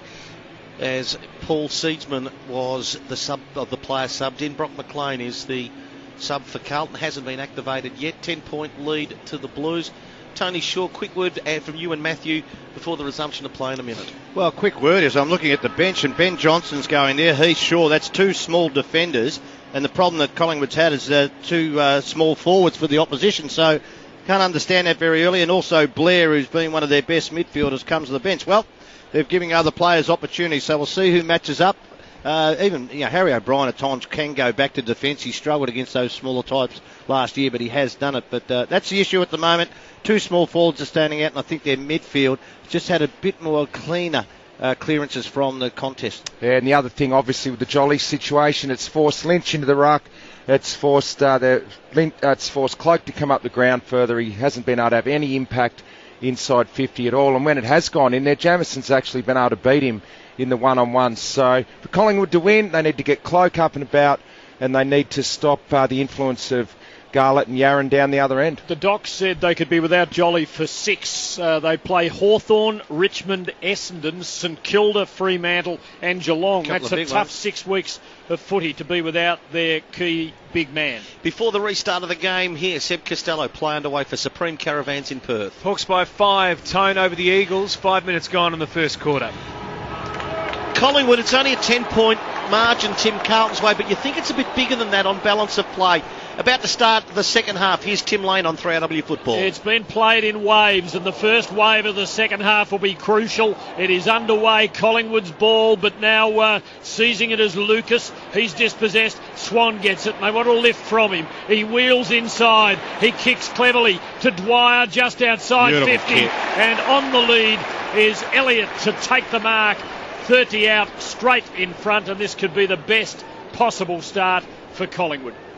Dwyer's looked good, hasn't he? Oh, he's talented. He's got pace and brilliant skills then. That was a daisy-cutting pass. Absolutely nothing the defender could do there, and this will be a good start for the Pies. And it started with Dane Swan, who really imposed himself on a loose ball contest. He comes in, Dwyer, and he kicks Elliott and kicks a goal. Puts it right through the middle. That is his second of the day, and Collingwood immediately draw to within 4 points. Carlton 7-3, Collingwood 6-5. That's on the RACV Business Insurance scoreboard. Well, I'll tell you what, matter of fact, for both sides, it's the small forwards who are looking more dangerous at both ends, isn't it? Like Elliott's been good, Dwyer, as you said, just a talented player. We could just see his disposal. Easy clearance, so not enough pressure around that ball. I know that it was a loose one, Tim, and Swanee got the ball, but there wasn't enough pressure on that next kick. So a minute gone, third quarter for RACV Business Insurance. Collingwood with the first strike, a goal, and the gap now 4 points. Still Carlton's way. Jolly gone for the day. Seedsman on, no sub from Carlton yet. Cruiser got a decisive tap forward, and then Robinson, no frills, kicked it off the ground 35-40 metres towards goal. Oh, coming through at pace, Yarran, left foot snap around the body, bouncing towards goal. Mark Murphy's there, pursued that time by Maxwell. Murphy got it high, I thought. Umpire said play on is the call. He said he ducked, and in the meantime, play continued on, and Tuvey won a free kick. He too for high contact. Carlton fans have just seen the replay, don't like it. It's a good kick to half-back. Collingwood controlled the ball through Lynch. He gives to Clark, and he gives to the running Seedsman, who pumps a hand pass into the middle, side bottom, an overhead hand pass is good to Dwyer. Drew tacklers, gave to Seedsman, back towards Dwyer, missed him. McCaffrey's got it. He gives to Sinclair, who snaps wildly, very wildly. It's missed the right behind post by 30 metres.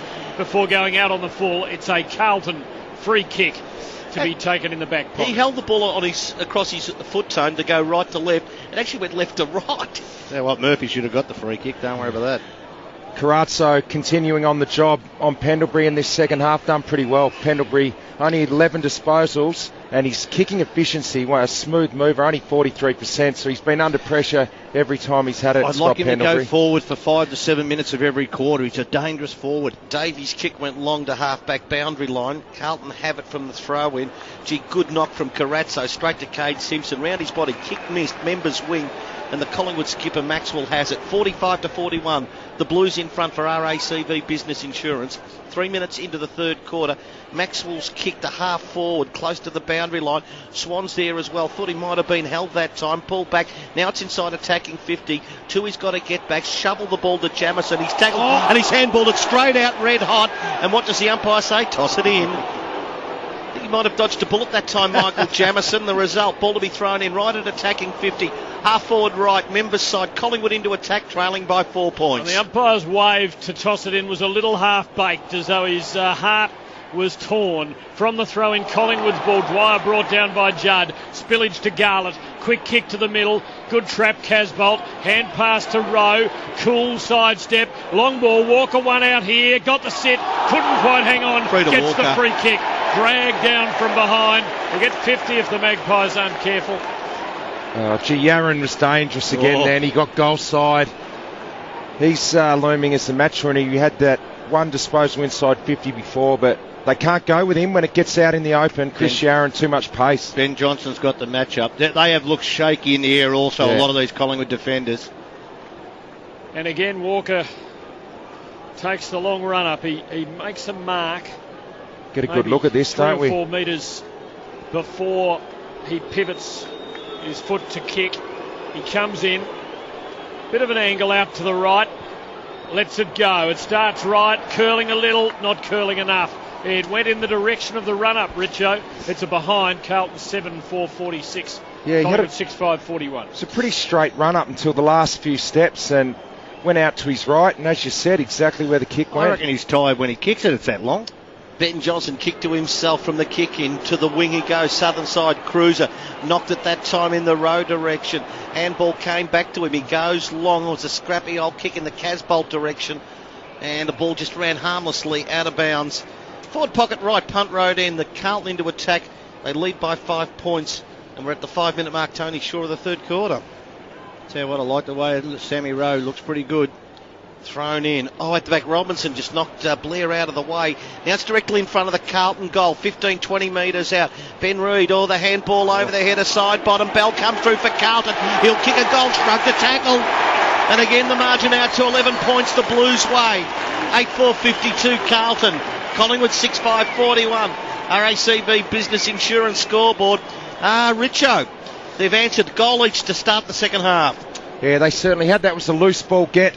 Again, inside forward 50 and just look a little bit too nippy once the ball hits the ground in there, and Bell did well and shrugged a tackle. He's a powerful looking boy, Bell. He's got a big body on him and he used it well there, ran into an open goal. Got to find another role for Pendlebury. You got, if you're not doing it in midfield and the bloke's tagging, you just take Carazzo to the square for 7 minutes, put him under enormous pressure to see if he can cope with being deep. Well, it'll be interesting because he's down on the pine now, having a chat to the coach, Nathan Buckley, on the headset. Shorey, so it'll be interesting to see what happens when he comes back on the ground, whether he does go forward. Strong play by Bell. The bounce favours Lynch here, who gets first hand onto it, but Bell's there again. Got a hand pass out. It just missed Judd, who was streaming past. And again, the ball is in dispute. There's a Carlton free kick to Robinson. Such a hard worker for the Blues. Shocking kick. Mongrel off the side of the boot. Maxwell under it. Dropped a mark he should have taken. Murphy is allowed in. Little left foot off the instep. Yarran dangerous. Johnson with him every step. Held him. Free kick to Yarran. 25 out, 45-degree angle. Major scoring chance for the Blues. Yeah, well, that was just panic by Benny Johnson. That's simply a dangerous player, and there was no need for that. He had him covered. But Yarran just worried him into a free kick. Pretty soft, though. There wasn't much in it, you're right. It was. So Yarran, who has found the range after a couple of crucial misses, which must have haunted him after the Richmond game. 2 goals in the second quarter. Lets it go from 30 and splits the middle. And the Blues have strung 2 together, and they have almost their biggest lead of the day. Not quite. They did kick the first 3 goals of the day. They're 9-4-58. Collingwood 6-5-41 on the RACB Business Insurance. 17 points. So 17 points the margin. Tony Shaw. Oh, look, I think you've got to throw this to your best matchup. I think Heath Shaw should go to Yarran. All right, he's the best forward at the moment. Put your best defender on him. You might lose some drive, but the way this bloke's going, he's just going to kick goals to win you the game. 17 points and widening, and the Blues have certainly got every answer. Let's go around the ground. Seb Costello. Hawks by 4 points, Tone. 9 minutes to play in the first quarter for Supreme Caravans. You're a beauty. Geelong, last kick of the day, winning, or basically last kick of the day, winning by 4 points over North Melbourne from the restart. Bell shoveled it forward, fell to Murphy. Carlton again, relentless now, going in towards Casbolt. Ball knocked to the front of the pack. Gibbs threw a few. Handball over the top, just a fraction on it to Garlett. Garlett's against the boundary line, unable to keep it in the field of play. But Tony and Matthew, it looked dangerous yet again.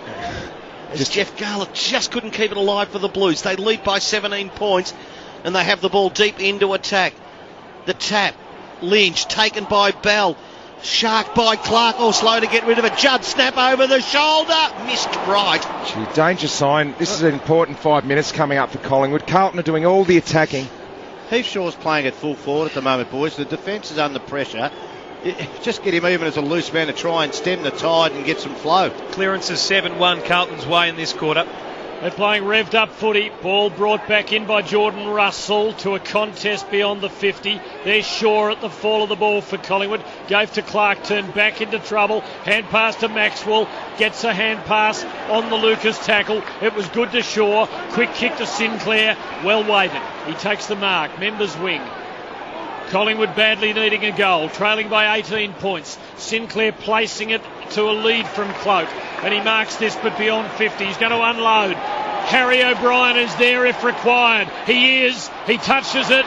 He touches it through for a minor score. It's not going right for the Magpies. The Blues still lead by 17 points on the RAC Business Insurance scoreboard, 10 minutes in. Was Simpson to bring it back into play. Oh, It's an awful here. kick. And now I'm almost going to gift one to McCaffer here. The kick from Simpson only travelled 30 metres, and it was McCaffer able to take the intercept mark, and he's only, Matthew, 35 metres out slide angle. But it's still a pressure kick. They trail by 17 points, Collingwood. Yeah, they've done all the attacking, a great 10 minutes. It can be undone by one mistake like this. They need it at the 10-minute mark, third quarter, the Pies. 4-step run in. Seemed to leave the boot okay, but went across the face of goal. And missing a chance they cannot afford to miss now, Collingwood. Low-scoring game, 6-7-43, the Pies. Trailing Carlton, 9-5-59 on the RACV Business Insurance scoreboard. Call 13 RACV for all your business needs. Henderson long out beyond the 50, front and square for Carlton was Murphy, but his hand pass was smothered. Simpson goes in but lost it. O'Brien sidesteps, kicks intelligently top of the goal square. No one can mark. Fisted by Davies for the Blues to the scoreline. Was good play.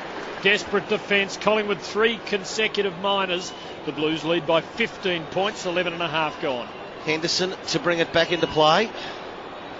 Comes to the members' side. Didn't quite go in the direction he wanted to. Siege was there. Robinson for Carlton from the side. Good strong mark. Can come out wide. Man free was Gibbs. Defensive side of the wing has it for Carlton. Right in front of the 3RW5AA commentary box. Runs this way, then that away. Then sort of chips 135 metres. Carlton into attack from the side. Reed. Pack crashes. Cruiser goes down as well. Ball in dispute. Carlton get there first. Yaron, the handball, just pushed off it by Ben Johnson.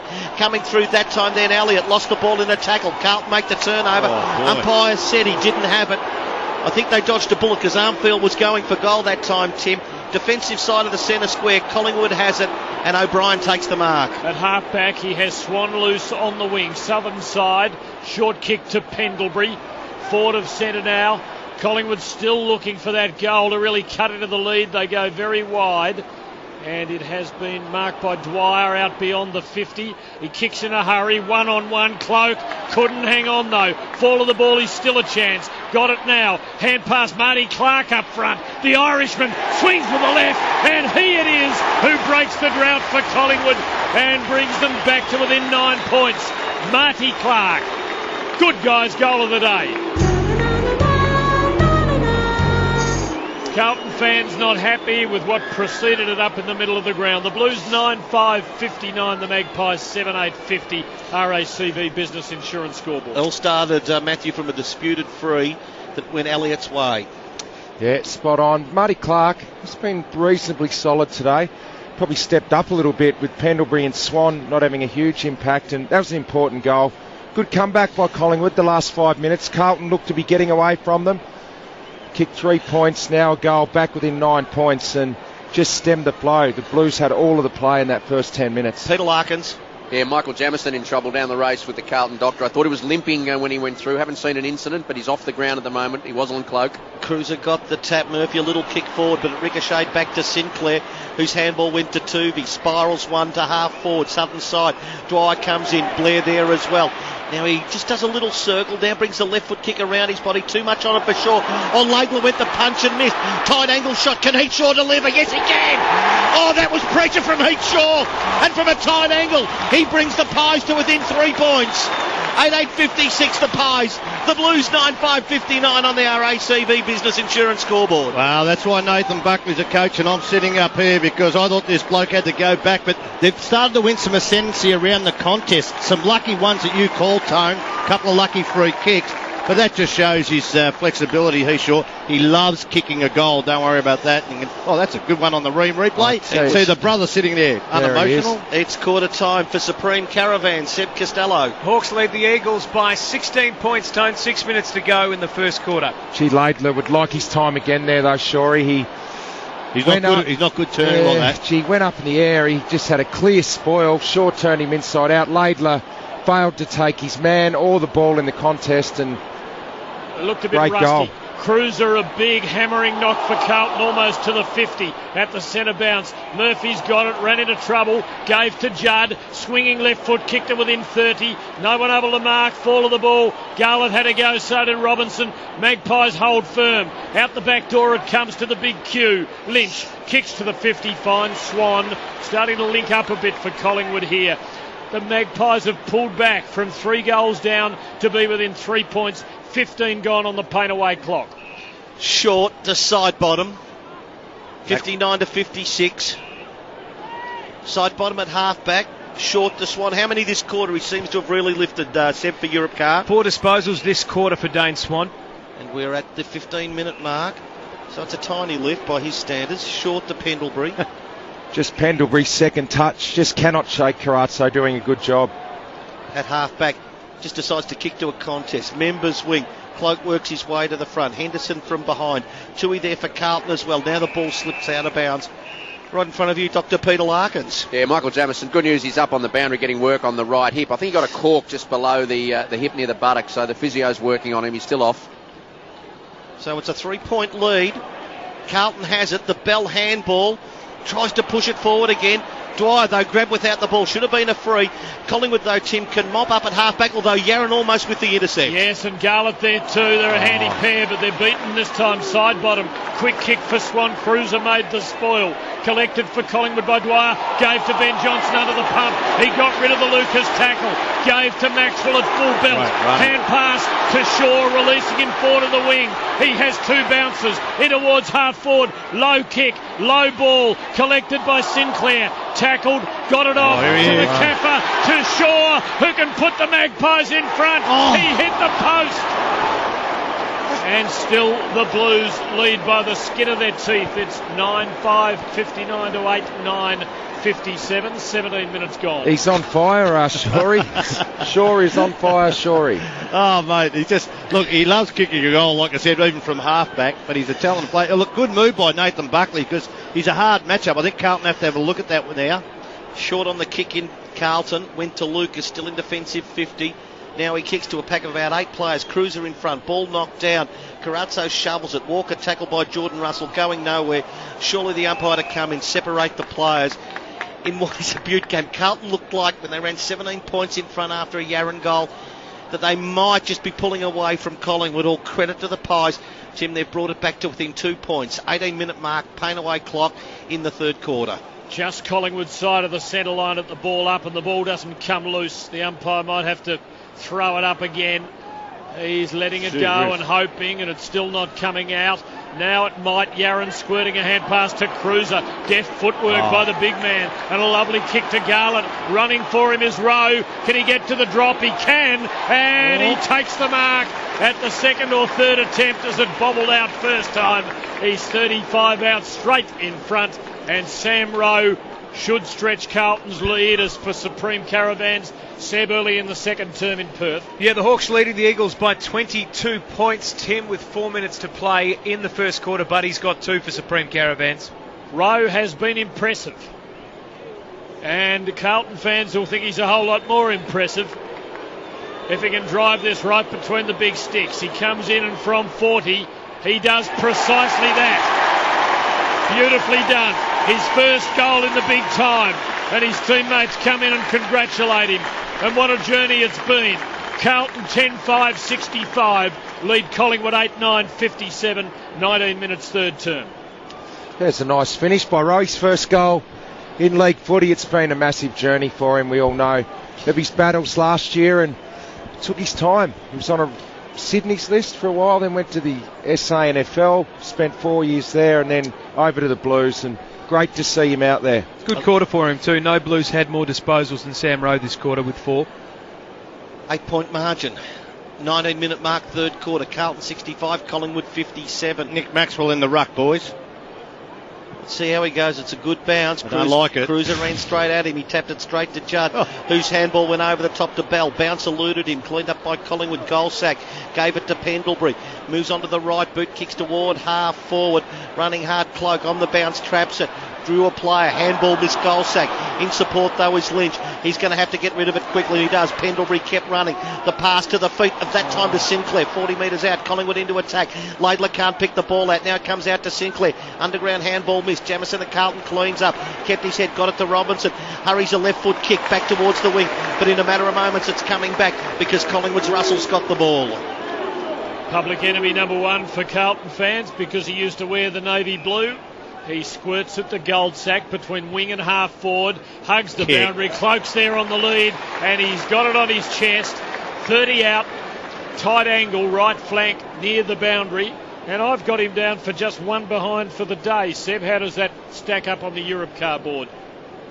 That is what I have as... No, I don't think I've got him for anything. Well, yeah, here. I gave him a behind for a shot earlier. No, Came off well, Harry not credited. O'Brien and went through. Not so credited. They probably gave it rushed. He kicks from near the boundary. That is across the face. And now he has a behind.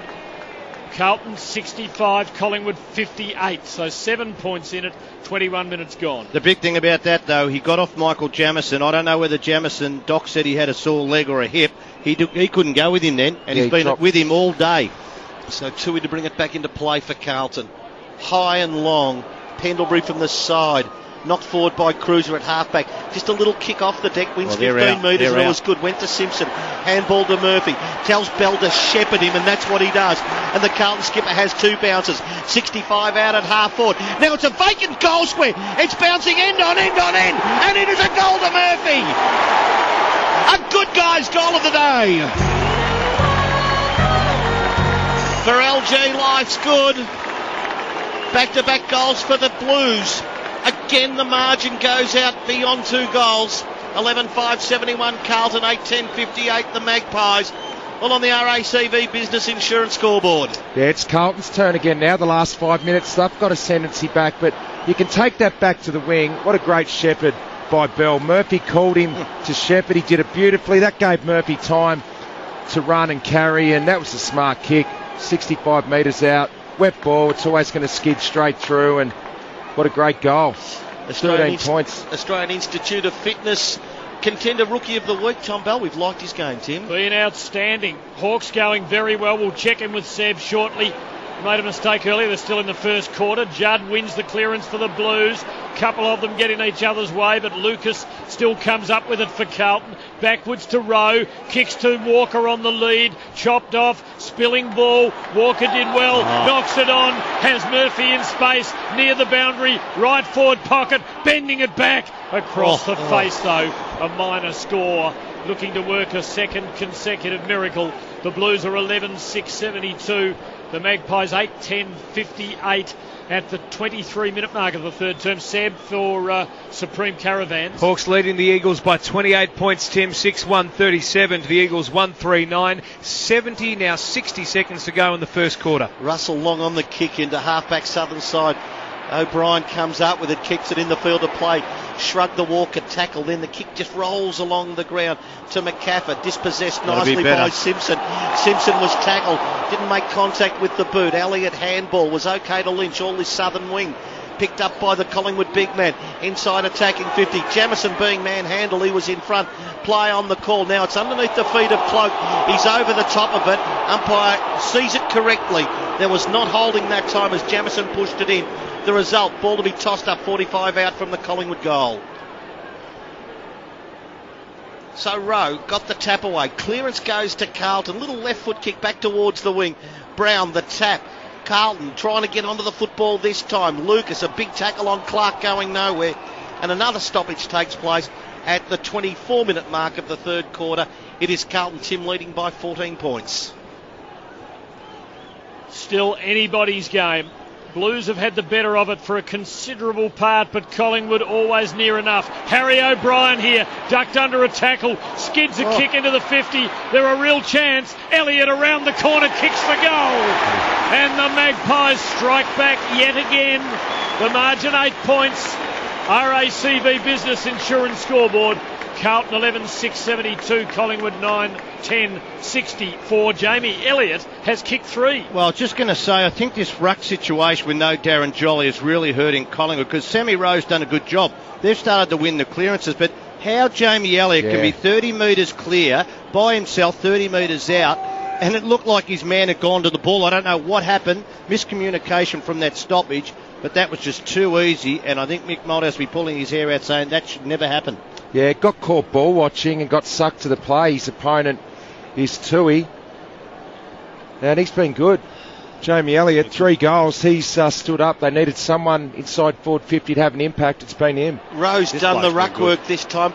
Couldn't get the ball cleanly. Dwyer hurried a little kick, went straight up in the air. So it's in the middle of the ground. Play on the call. Rowe got boot the ball quickly for Carlton. Yaron knocked it on beautifully. Henderson having a run up forward. Round the body he goes. And Lux of Fortune, the man in the spot, was Jeff Garlett. And he's 40 metres out, slide angle, as Knight starting to descend rather rapidly at the MCG before the Garlett kick. Quarter time score, please, Seb from Subiaco. Quarter time in Perth Tone, 28-point lead to the Hawks over the Eagles, 6-137 to 139. Cyril 2, Buddy 2 for Supreme Caravan. Carlton by 8 points. Garlett to extend the margin late in the third quarter. Ball on its way, looks good from here, and it's a goal. 12-6, 78 the Blues. Collingwood 9-10, 64 on the RACV Business Insurance scoreboard. Tone, I know you said there was a bit of luck involved with that kick. Let me tell you, there was no luck in that because Jordan Russell is playing on Jeffy Garlett and he turned him inside out at the contest. Yeah, this has been an issue all day for Collingwood, these small players, and they have to get this match up right. I think even Jordan Russell will go and play across half forward, move him out of that situation. Maybe Marty Clark go back. Even Harry O'Brien, although he's been good in the last round, they've got to find a remedy for it. Well, Seedsman was on him for half of the quarter. He's now up on Simpson. I thought he was going okay. That over, yeah. I don't know why they changed that. That's a good pickup. Couple of goals to Jeff Garlett today. Been a 5-goal-to-4 third quarter, a thriller. Rowe in ruck, relieving Cruiser and doing pretty well in those contests. He got the ball rolling that led up to that last goal. Collingwood's win here though. Lynch got it to Swan. Quick kick, high kick. Gibbs did well to mark it. Hasn't had a big day after an impressive first up performance against Richmond. His kick here is looking for Garlett, who very nearly outmarked Russell. He recovers better than him and kicks to the forward pocket. Judd's having a rest. He's in the contest. He takes it out to the boundary and over for a throw-in. 25 around from the right behind post. Punt road end. Carlton 78, Collingwood 64. 27 gone. A goal here would be huge. Still 3 minutes to three-quarter time. Paint away countdown clock as Lynch tries to knock it away from the goal. Coming up with it, Pendlebury hurries a right foot kick toward the middle. Carlton with the numbers. They don't work it out that time.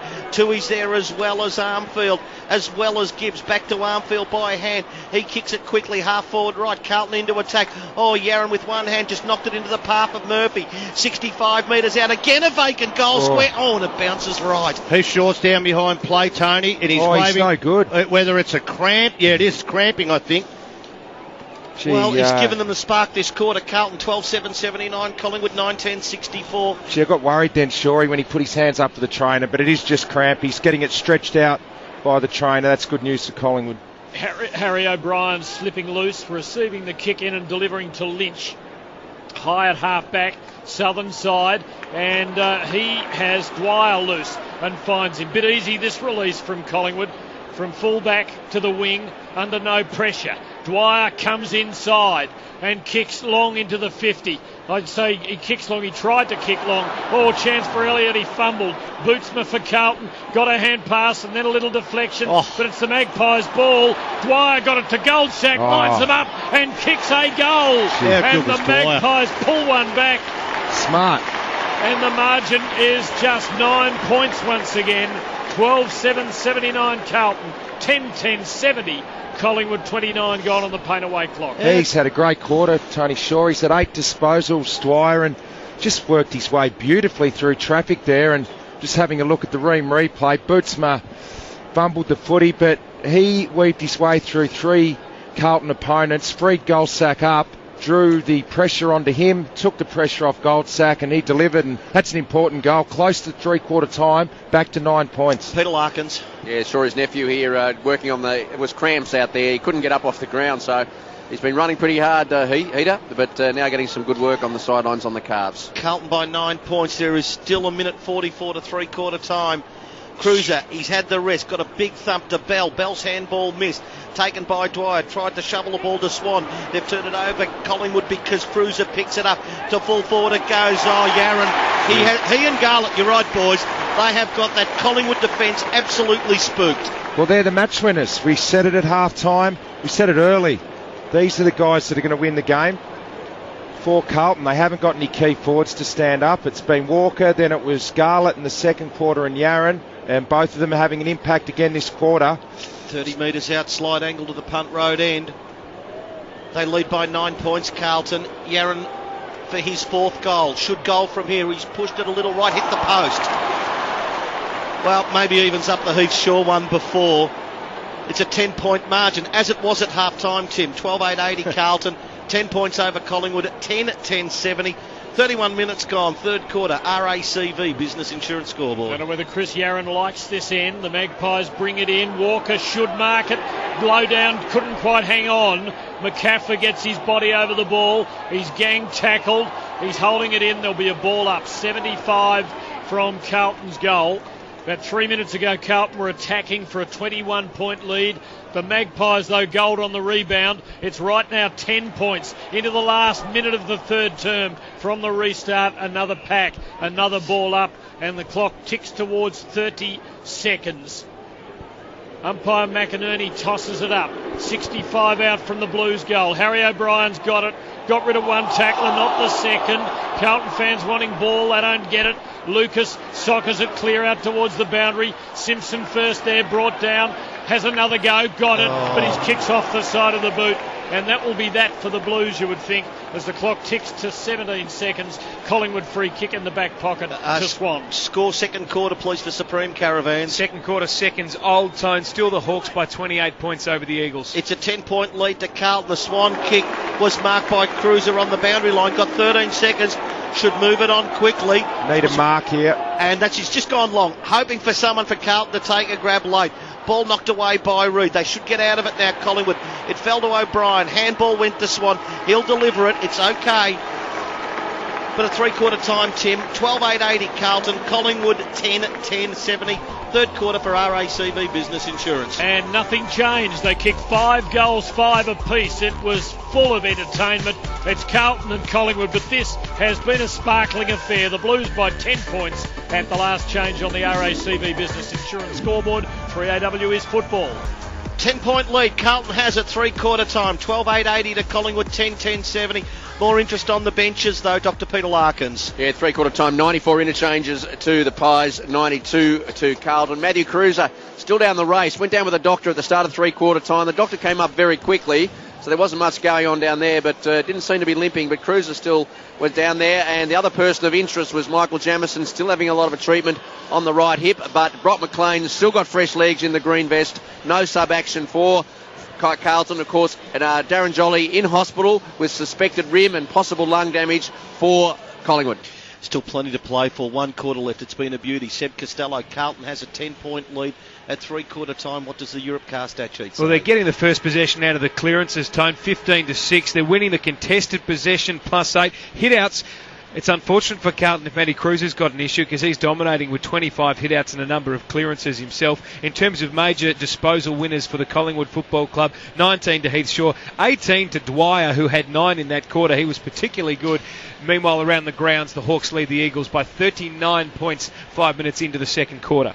Oh, it's shaping up as a beauty here. You felt like Carlton have really had the better of play. Collingwood have had more disposal, but you just felt that Carlton were more dangerous. They look more dangerous inside 50, that's for sure. And for Collingwood to win this game, I think they need to try and get a lift out of Pendlebury in this last quarter, who's been on Carazzo.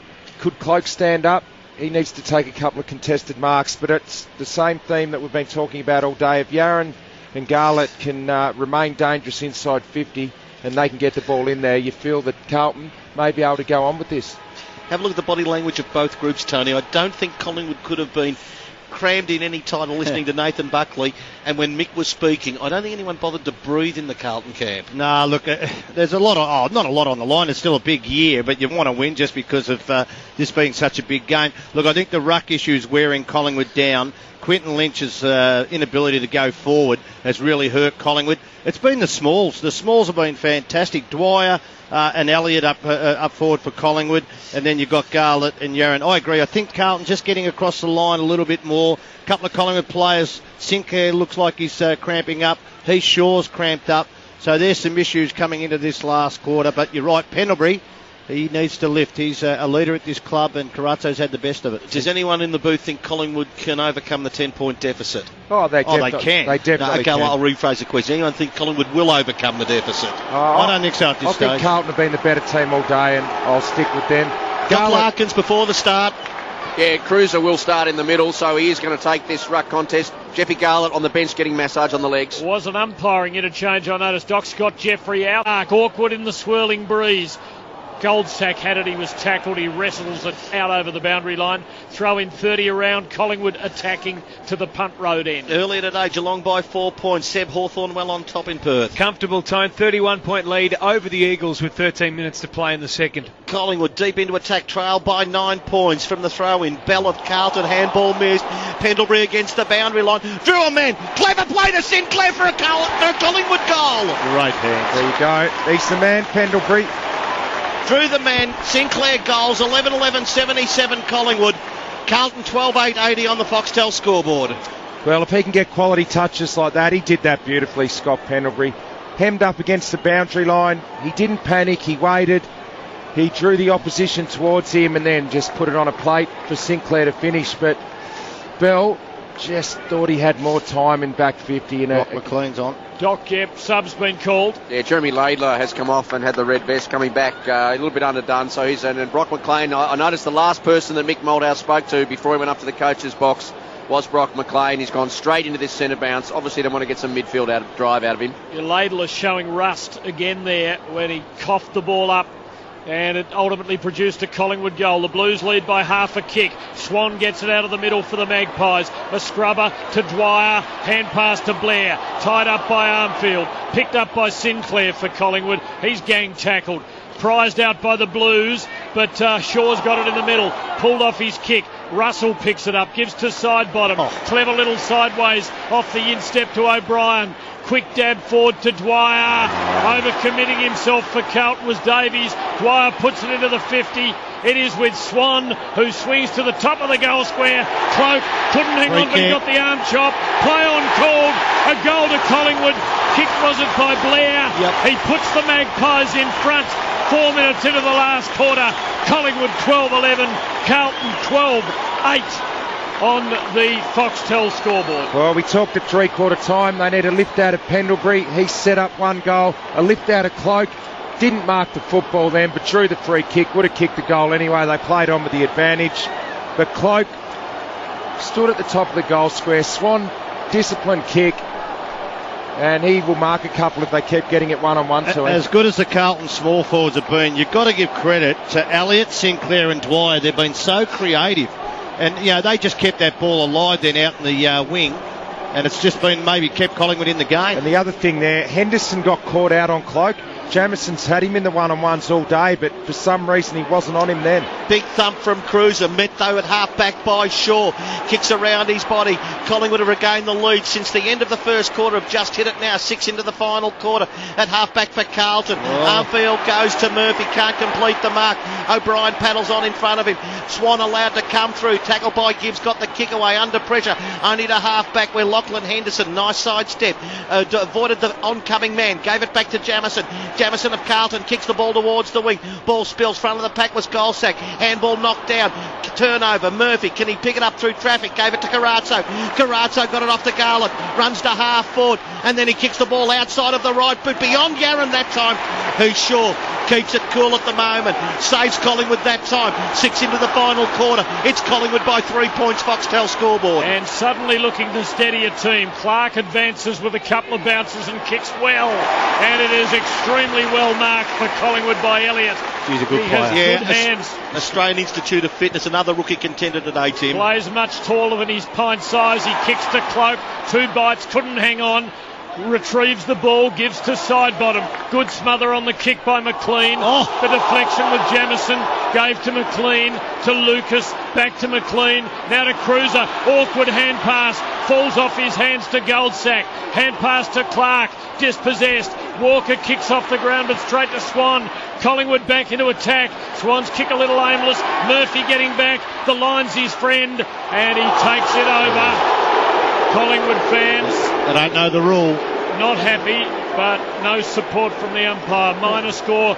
Collingwood on top right now. Magpies by 3 points. That was all right. He was 4 under points. pressure. You're allowed to Yeah, when they you're don't know under the pressure. rule. After 7 minutes, final quarter, it's Collingwood 2-2.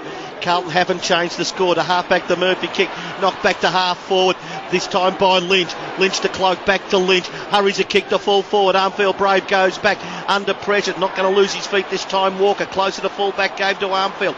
Back to Walker, under pressure. Tumbles one to half-back. 2-on-2 battle. Good hand, that was Brad. a fantastic hands that time then. And the mark taken by Casbolt. High kick towards the members' wing. Not sure that's the play. McLean, the substitute on for Laidler. Knocks it in front. Got it to Lucas, to McLean. Back to Lucas of Carlton. Ball on the wing. Collingwood by 4 points. 7 into the final quarter. Garlett threw a man over the top. Releases Lucas. Forward of the wing he goes. To attacking 50. Carlton at the city end. In front this time, Yaron. Ball spills loose. Front of the pack. Reid gets there first. Defensive handball was good. Ben Johnson, a little left foot kick. On the bounce, Russell picks it up. Goes to Marty Clark. All this at half-back member side. Back to Lynch. Back to Marty Clark. He's out, Clark's Elliott. kick. He certainly is. All alone is Elliott. The kick from Clark found him. A bounce. He's run to 40, 35, 30, 25, and he's kicked the goal. Gee, how good's it been? Well done to Murray. He is some player, Jamie Elliott. And Collingwood go to a 10-point lead. 13, 12, 90. Carlton 12, 8, 80 on the Foxtel scoreboard. Well, how did he get that free though, Shorey? The ball was in Carlton's chase. forward line. Yeah, he did. He didn't chase. That's a great forward play. Don't chase, just wait and get it on the way back. You know about it, Richo. The one thing about it, looks like Nick Maxwell might be a bit tight, Doc, too, on the boundary there. He just came off limping. Yeah, well, he's just come off and he's had some cramp work, so they're just giving him a fair bit of massage work. And Nick's yelling out orders, so he'll be right to go back. He's pretty enthusiastic. Well done to Marty Clark then on the wing, just the old 1-2, just doubled up to get space. Been very good today. Big swing this. Seb, I'll check. Was it 5 unanswered by Collingwood? They were 3 goals down. They lead by 10 points right now, and they're 4 playing unanswered, like winners. Swan wins it out of the middle. He's lifted. Wide ball. Jamison attacked it. Overran it. O'Brien seizes the moment.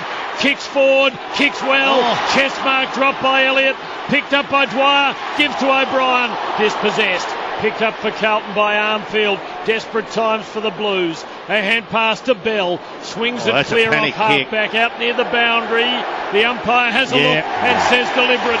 It's a free kick to Collingwood, and it is all Collingwood at the moment. Swan chips inside to McCaffer, who kicks long. It'll land 20 out. Cloak there. Row up with the fist, been and good. it slides off his knuckles to the boundary. Throw in right forward pocket for the Pies. Seb, inside 50s, final quarter after 9 minutes for Europcar. 8 Collingwood, 3 Carlton. 10-point lead to the Pies, and they've got a deep forward pocket punt road in.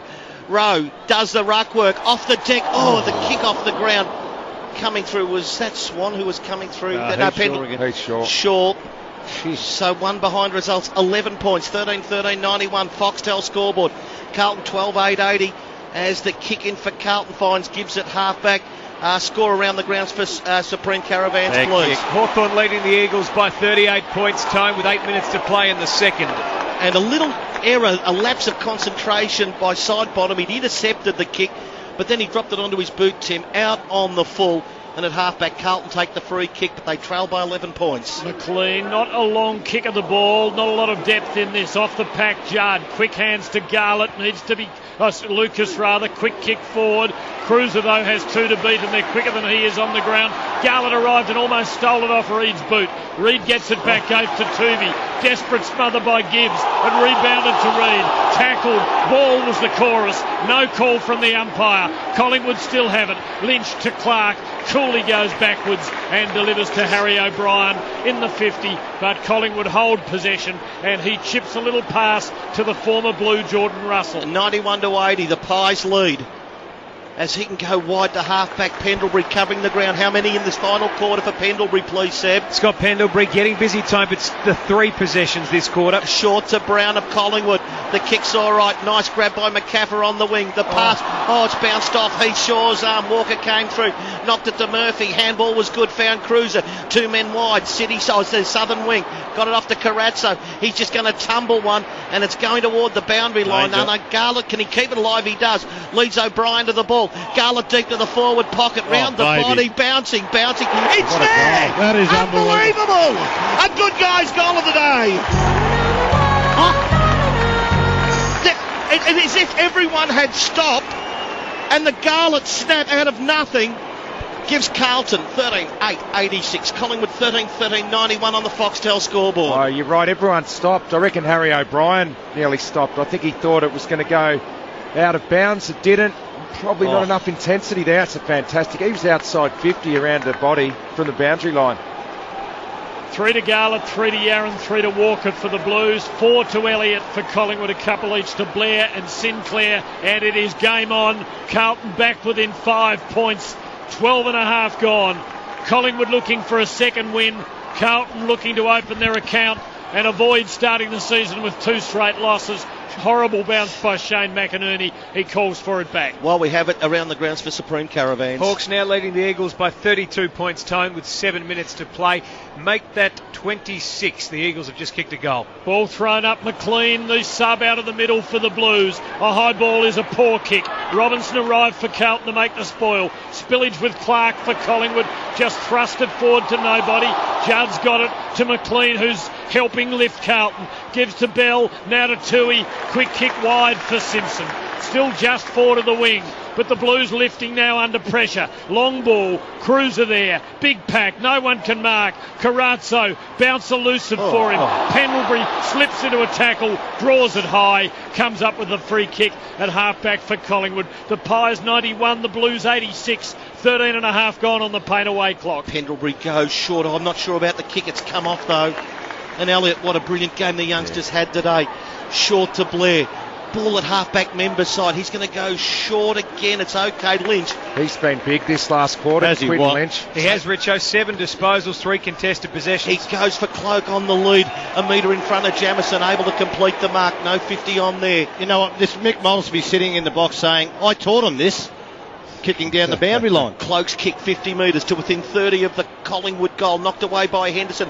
Front of the back, Shaw to Elliott. Has to hurry a kick through into the pocket. The Swan in front of the Tui that time and has taken it for Collingwood. 20 metres out is Dane Swan on a 45-degree angle. Elliott's been good. He presented up here to half back, which started that whole play. It was slacked by Bryce Gibbs actually. Let Elliott lead into it. And then he's got involved inside forward 50 and gets the kick around to Swan. He's been huge, Jamie Elliott. Probably the best game just about I've seen him play. Collingwood by 5 points. We're at the 15-minute mark, final quarter. Dane Swan, quite by his standards, can give the Pies some breathing space. Ball on its way. He's given them the breathing space. 14-13-97. Carlton 13-8-86. Foxtel scoreboard. 84,247 have come here today, Matthew. Yeah. And what a fantastic comeback by Collingwood, but the game far from won. No, it's still plenty in this game. Sure, you've obviously seen a lot of the Pies. Is it Elliott's best game today? Oh, yeah, close enough. Look, as I said before the game, he's such a talent. He can mark above his head. He's a hard matchup, super quick, and they just love him down there. But look, I've been really wrapped in Dwight. You're right, Quinton Lynch's last quarter, he has really just stood up here. He is out on his feet.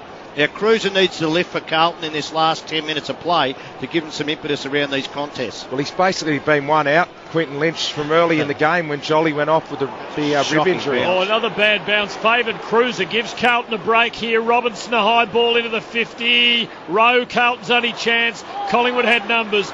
Maxwell shoveled it to Johnson, who bangs his kick back to the middle, where Tui fell over and then had to go at the contest front on. And so it's a free kick to McCaffer as rain falls again. Collingwood with all the run. Kick to Seedsman. Gets to about 53, but blazes out on the full. A free kick to Carlton back pocket. Seb, have you got the rotation numbers? Because Carlton have stopped a bit in this last quarter, and I know Mick after the Richmond game said he felt they didn't interchange enough. Collingwood 111 rotations, Tim. Carlton 113, both sides with 19 this quarter. Jamison with the kick to the southern wing. Swan tries to get a handball away. Lucas stays with him. Collingwood by 11 points. 97-86. The scrappy old kick met by Seedsman of Collingwood. Forward of the wing. In the cloak direction. Oh, he's almost taken the mark. Play on the call. Now he's lying over the top of it, 25 metres out for the Pies. But the umpire said unable to get rid of it. And the umpire will toss it up. Quick around the grounds, please, Seb. Real comeback by the Eagles here, Tone. Hawks' lead is now 14 points with 5 minutes to play in the second quarter. Collingwood by 11 points. They have it in their forward pockets.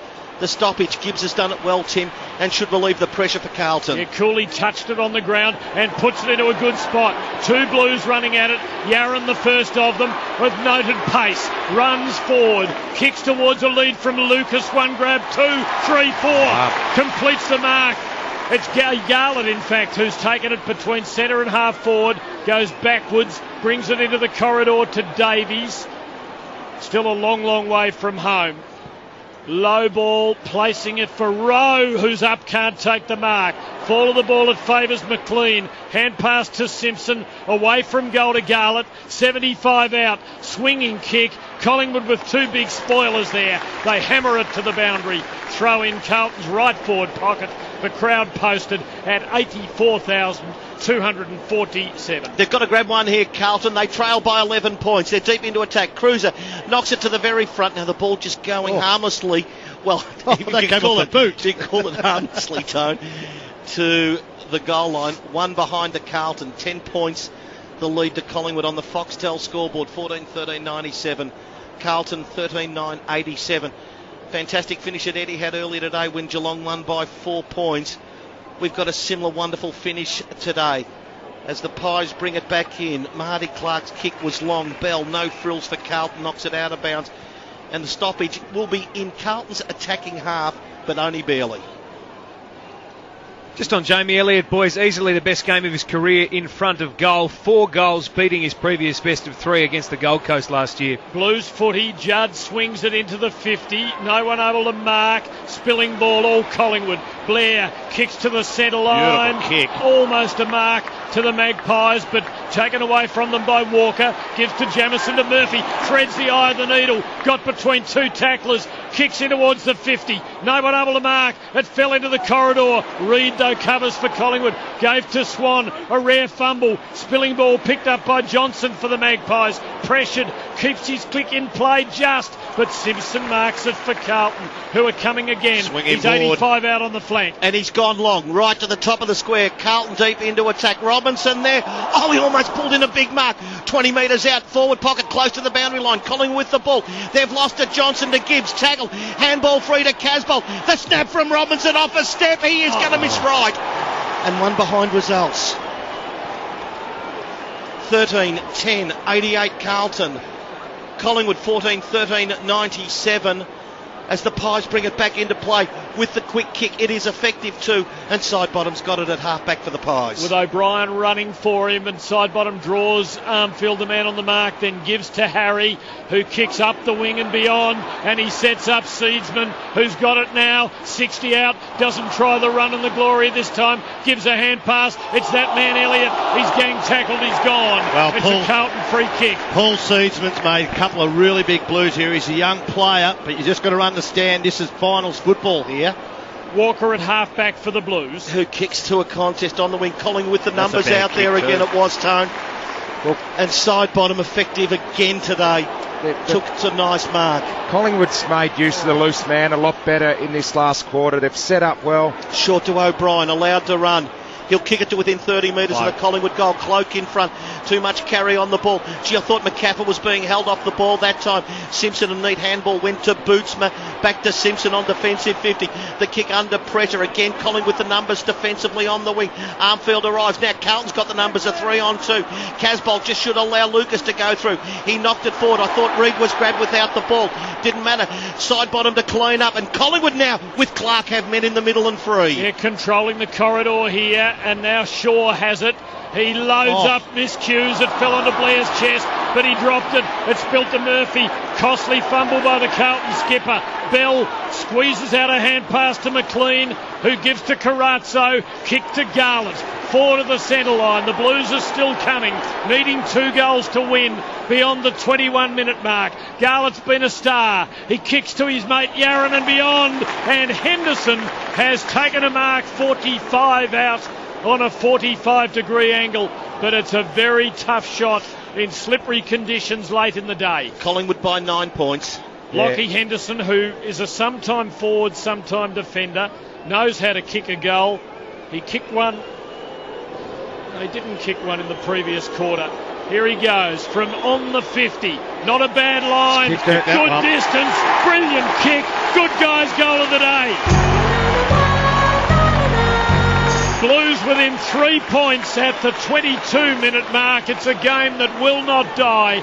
Collingwood 14-13-97. Carlton 14-10-94. Yeah, terrific kick under pressure from Lockie Henderson. And Brock McLean come on as the sub very early in this quarter, 7. I reckon he's had an impact. Certainly has, Richo. 8 disposals, 2 contested possessions. He's been involved in Carlton scores. He is having an impact as a sub. Tell you what, tired players though. Heath Shaw, very tight kick. Blair drops a chest mark. These players have put it all out here. One of the greatest games you'll ever see and the biggest day you'll ever see. Carlton will not let Collingwood have the loose player now. They've got 7 forwards, Carlton. It's a 3-point lead to Collingwood. We're at the 23-minute mark. There is still 5 minutes of playing time left. 97-94 in favour of the Pies. Bounce, middle of the ground. Cruiser rose high, knocked it forward. Bell tried to knock it on the deck. McLean, a little kick through. Well read though by side bottom of Collingwood. Hurries a kick to half forward and getting near the boundary line. Oh, Jamison stripped by Cloak. Cloak then kicks it long. It's going on. It's just missed left. Well, it hit the behind post on the padding, but it was certainly going left.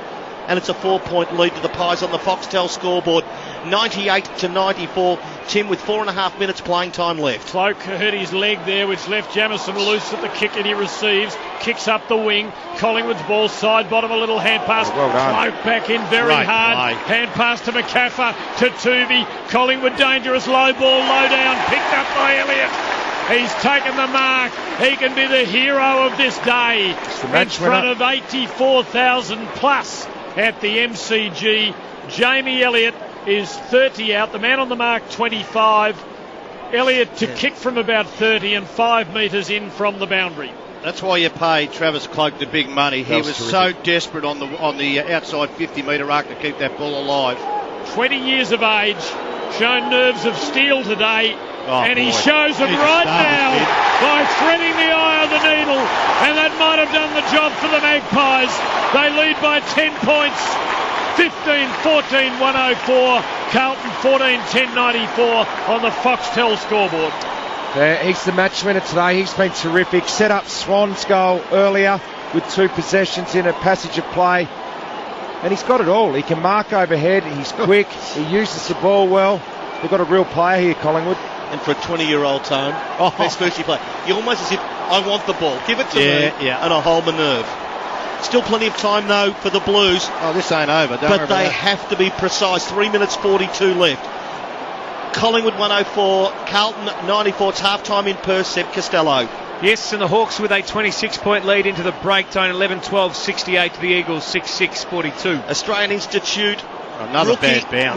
Rookie of the week will be Jamie Elliott. It was, and it went to Cruiser, who thumped it forward to Robinson. Robinson ball at centre half forward for the Blues. Armfield spun out of the pack. He can deliver a pass to Lucas, and he's got it 45 metres out. That is shocking, that is. That is 2 bounces are gone. Back to the line. Now, they haven't gone out the line, so he cannot recall at the umpire. No ruckman can get. You've got to have a 50, or at least 60 to 40% chance. And that was like a possession out of the middle. No doubt. They won't lie down. They trail by 10 points. Carlton. Kane Lucas, 45 out slide angle. The kick. Oh, it's almost boomerang back, but it has. It carried the pack. It has. That was a shocking kick. It was going left and then went back. And Carlton 15-10 100. Trailing Collingwood 15-14 104 on the Foxtel scoreboard. Is it possible that his kicking coach is the club president? I tell you what, Scotty Pendlebury just went straight to the umpire then and said, come on, this is ridiculous. That's why they should throw it up all the time. And on that occasion, don't give them the opportunity. That is now, and look, one's all right, you can probably wear one, but not two in a row. The advantage that the other ruckman cannot influence the contest. Still into that boundary umpire from 1979. No, I'm not worried about that. Bounce to the footy with Collingwood leading by 4 points. 26 and a half gone. Carlton's ball. Judd fumbled, got it back under pressure. Hand pass out towards the wing. Simpson first there. Hand pass to Davies. Leans back. Kicks long. Casbolt their chance. Ball comes to the back. Covered by Johnson. Yarran with him. Pull him off it. Out to the boundary it goes for a throw in. Carlton have it where they need it. They need a goal to win it. They lost first up by 5 points. Right now they trail by 4, and we have a bit over 2.5 minutes left. It's 45 around from the Carlton goal. Cruiser tries to flip it out the back. Dwyer of Collingwood read it beautifully. Straight to Maxwell, who kicks it 55, 60 metres away. 2-on-2 battle. Members wing. Armfield knocks it in front of himself. It's close to the boundary line. He took his eyes off it for a moment and turned it over. Brown of Collingwood's got it. He kicks the ball beyond the advancing pack of Goldsack and Walker. Ball at half forward for Collingwood. Goldsack picks it up. Jamie Elliott again has got it 40 metres out directly in front for the Pies. Well, I feel a young player in Bootsmart. He left his man Jamie Elliott. He was trying to get over and help out, but he ended up in no man's land. And Elliott just sat back and did it beautifully. That's just a young player. Didn't commit enough to the contest, got caught in no man's land, and then Jamie and Elliott found the space over the back. And he was smart, Elliott. He backpedaled away from the contest to give him more space. He has 5 goals, Jamie Elliott. Minute and a half left. Collingwood lead by 4 points. Oh, it's a tired kick. It won't get the distance. No, one off hands, one behind. He was cramping before the kick, Tone. He just couldn't get the leverage. 15-15, 105 Collingwood. Carlton 15-10, 100. Tim, a minute 31 left. Walker plays on and kicks low in the Cruiser direction. Shaw did well. Made the spoil. Carazzo for Carlton. Hand pass to Judd. They haven't got it free though. Judd towards Cruiser. They can't escape. Magpies hold it in. There'll be a ball up at Collingwood's 50 with the paint away countdown clock showing a minute 13 left. It's at Collingwood's end of the ground. They lead by 5 points. Umpire tosses the ball straight up. Third man up. Swan, third man up. Off the deck though, that time by Tui. It's coming back in a matter of moments. Who's sure? 25 out. Pendlebury the handball. Picked up that time by Elliott. Off the side bottom for a goal! Elliott again. And Pendlebury. Surely that is it. 16-15, 111 Collingwood. Carlton 15-10, 100 on the Foxtel scoreboard. Well, Scott Pendlebury got involved again. Elliott got involved. Hasn't had a huge day, Pendlebury, but important touches in this last quarter, and their big names have stood up. Travis Cloke's effort at ground level before created the goal for Elliott. Pendlebury gets involved there. That's why they're the big game players, and they're paid well because they produced when it was needed in this last quarter. And sometimes a mongrel kick forward is better than a precise kick which can be intercepted. He's sure. He's been cramping for most of this last quarter, and that was again one of the. It was a mongrel off the foot. And don't let anyone tell you Collingwood haven't wanted to win this for their coach and against their old coach, and that the Blues haven't wanted to win it for theirs. It's been played with a grand final like ferocity and passion. Side bottom's been from good. The ball up. Collingwood work it forward. Davies gets back for Carlton. A falling effort. Pendlebury steals it. He might run in and put the last little dob of icing on a big black and white cake. He runs it home.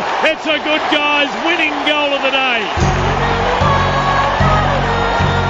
The Magpies by 17 points with seconds left. 17-15, 117 Carlton 15-10, 100. But the margin really doesn't do justice to the evenness of this contest. A couple of late goals, but Pendlebury, 2 goal assists this quarter and a goal for himself, 7 disposals.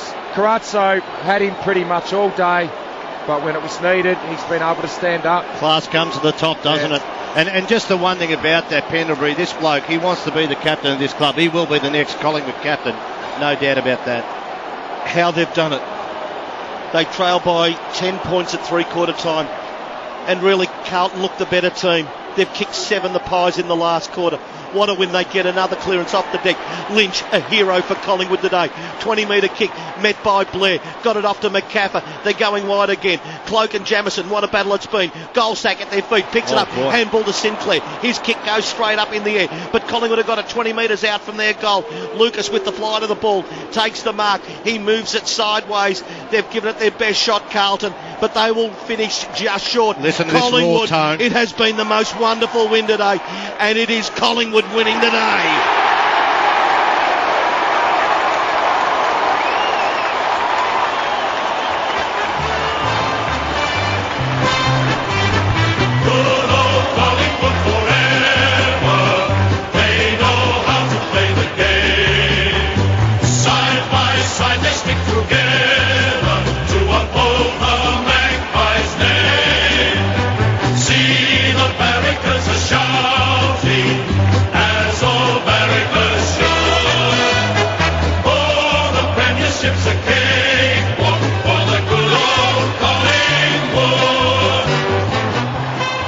The very best of one of the greatest rivalries in Australian sport.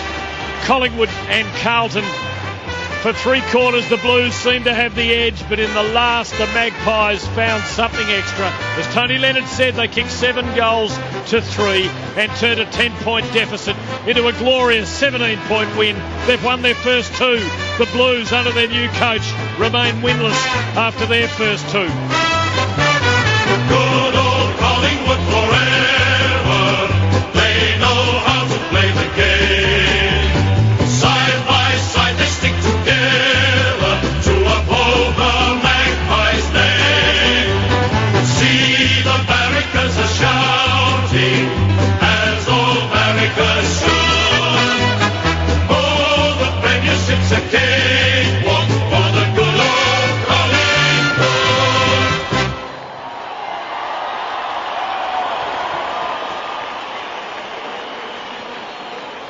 A wonderful game in front of a magnificent crowd of 84,247. And while Carlton fans will leave disappointed, I think everyone leaves here today exhilarated by the contest they've seen. The best of sport, this.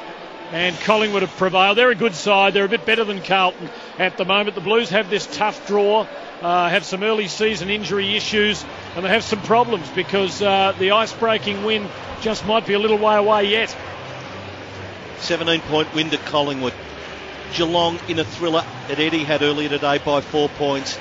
Seb will confirm the half-time score, and we're just going to lavish praise on a young man who's 20 years old, Jamie Elliott, in a game that people remember near enough for his entire career, which looks to be a glorious one at his feet. The Hawks have a 26-point lead at the half over the Eagles, Tone 11-2-68 to the Eagles, 6-6-42. But while we're on Jamie Elliott, broke his personal records today. His numbers today, 20 disposals, which is just too shy of his best ever game. 3 inside 50, 6 contested possessions, 3 tackles, but he kicked 5 goals, which is his greatest ever performance in front of goal. Took 5 marks inside 50, his greatest ever result in that area, and also equalled his best ever kicks and marks. It was a terrific individual performance from him. Let's kick into after the game for Sheen Panel Services and for Karsha, German Technology and Engineering. Speaking of Jamie Elliott Matthews, what a stage to do at 85,000 people, and we'll be speaking to the young Collingwood star of the day very, very shortly. And just had a heap of composure too. That goal that he kicked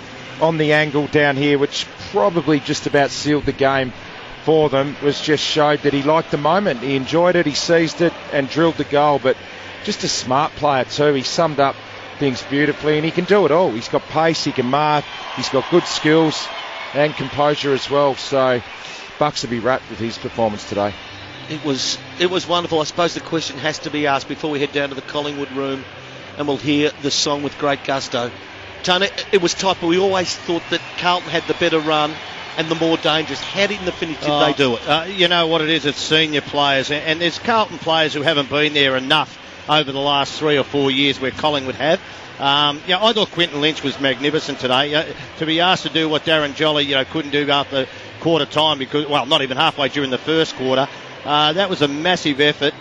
His last quarter too. I just think that when you talk Pendlebury, Swan lifted in the last quarter. He was pretty quiet. Pendlebury got his best. I'm wrapped in Blair, Elliott, Dwyer, Sinclair, younger players too. Like Blair's still young in football terms, but the small forwards got him across the line. Dr. Peter Larkins in the victorious Collingwood rooms. And Nathan Buckley just giving me some advice where I've got to stand, but I said I've got to do the song, Bucks. There is a little zone where they keep the media off to the side, but the players are just coming in, so I'm just going to go across to the song circle with them, Tone, and then we'll get Jamie Elliott. So Buck's pretty happy. He's greeting some of the players as they come through individually, and you can hear the support in the background from the board members and the support staff. So this was a big one. They look forward to this one, and obviously a good result, 17 points at the end, and they're just about to go. Here they go, Tony.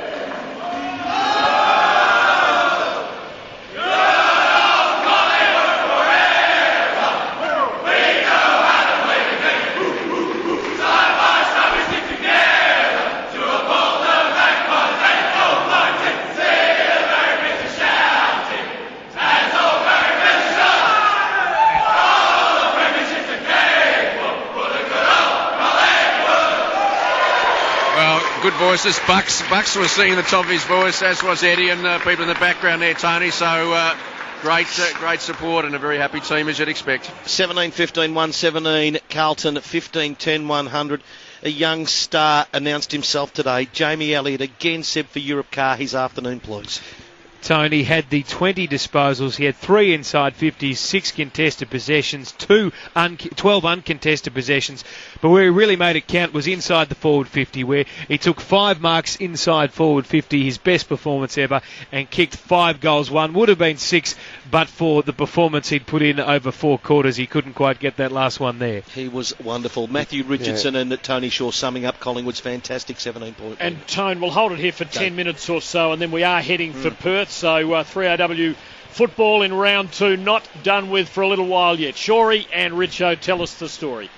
Well, Tim, it was just a great game. I think if you look over the minutes of domination of a team, we thought Carlton maybe could have won this game, but you've got to play the 120 minutes, and they just didn't do it right to the end. The clearance work was really telling in that last quarter. A couple of one-on-ones. Marty Clark, who's not renowned for one-on-one stuff, did it on the wing. Tyson Goldsack beat Walker on the half-forward flank with about 7 minutes to go. Cloak's effort when he just dove at the ball and got the handball forward. They're the things that get you across the line. Look, I think Carlton will go out of this game with a hell of a lot. They won't like losing to the arch rivals, but you saw a lot of good signs for them. A couple of little issues, maybe key defenders, I reckon, Richo, and maybe the backup.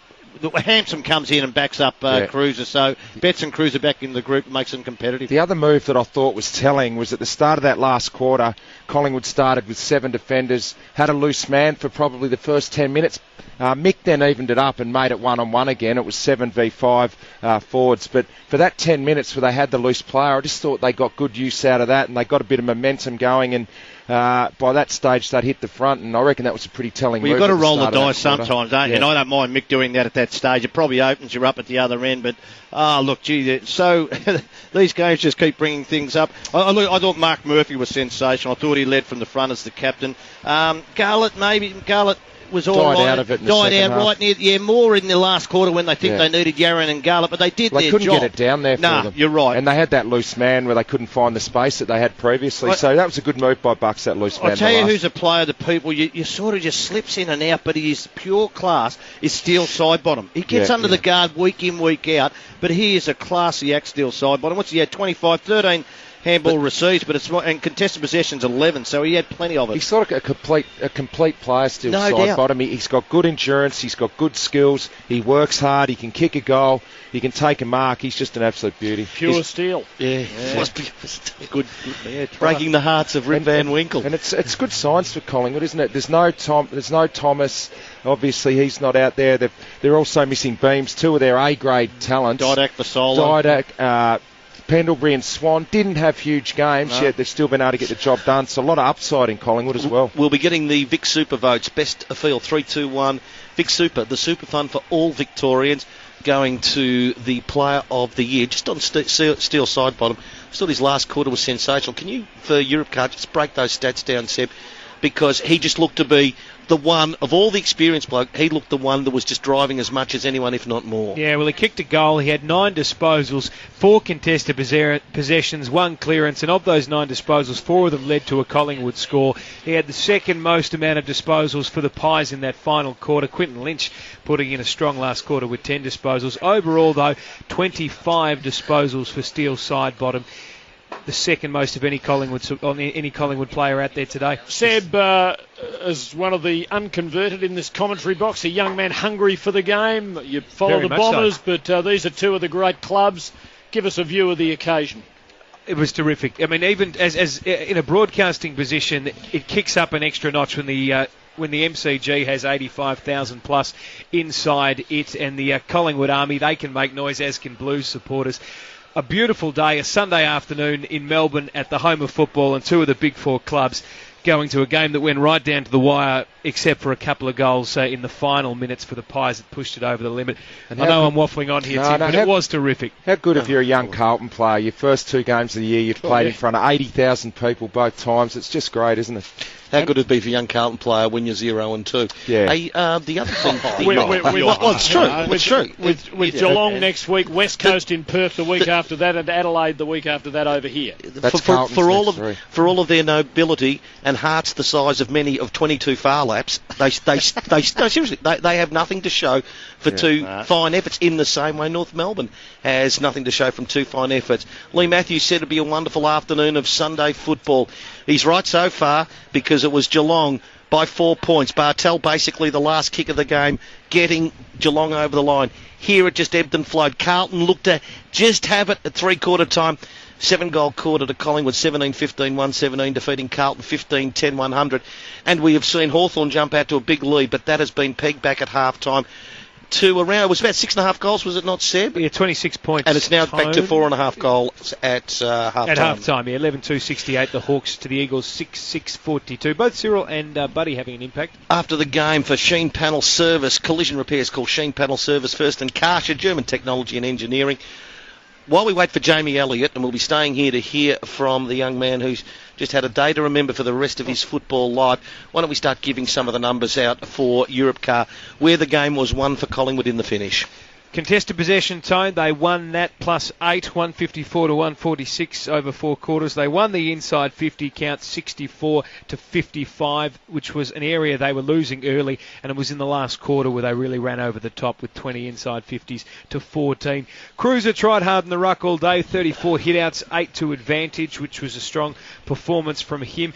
Carlton actually won the clearances, and I guess a lot of that credit has to go to Matthew Cruiser, who, though the Pies ruck zone was somewhat depleted when Jolly went down, he still did his job and did a large part of the ruck duels. In terms of the big ball winners, Mark Murphy was terrific as the skipper. 26 disposals for the Blues, 8 inside 50, 17 contested possessions, so he was getting in there and getting his hands dirty. Perhaps his kicking efficiency left a bit to be desired, though. He had 16 kicks and was kicking at just a 31% efficiency, probably because a lot of those kicks are taken under pressure when you play that type of position. Chris Judd, 25 disposals, 4 inside 50, 16 contested possessions. Garlett, a terrific game from him, stepping up in the absence of Eddie Betts to have 20 disposals, 3 goals, 9 inside 50, 7 contested possessions. And we should mention that 6 disposals of his 20 came in the last quarter, so he didn't quite go missing. 3 inside 50s as well, and was involved in 2 of Carlton's 12 scores for the quarter. Brock McLean had an impact too after coming on as the sub with 9 disposals. But the victors and the spoils, and they're all in black and white today. Dane Swan gets under the radar a little bit. We didn't feel like he was having the type of prolific game he generally would. That's because he's averaged over 30 disposals for the past 4 years. Today he had 26, 4 inside 57 contested possessions, 6 rebound 50s though, so he was moving them out of the back half from time to time. Still side bottom we've touched on.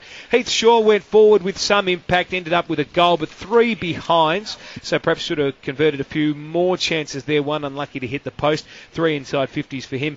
Quinton Lynch in his second outing for the Pies, solid, 24 disposals, 13 contested possessions. Pendlebury, all class, 2 goals, including that one in the final moments that really, to use an awful cliche, put the icing on the cake, put the sauce on the sausage roll, whatever you'd like to use. He was very good in parts there. 23 disposals and 12 contested possessions. Few Blues particularly... The coconut on Lamington. I think that's even better. Thank you, that's good. The chocolate sauce on the sundae. Keep going. We don't mind that. Bit of maple syrup on the pancake parlour pancakes, Richo. Very good. Boots, just the 3 disposals today, so you'd probably want to see... He's a young player, sure, but not a huge day considering he survived the substitution and played 4 quarters.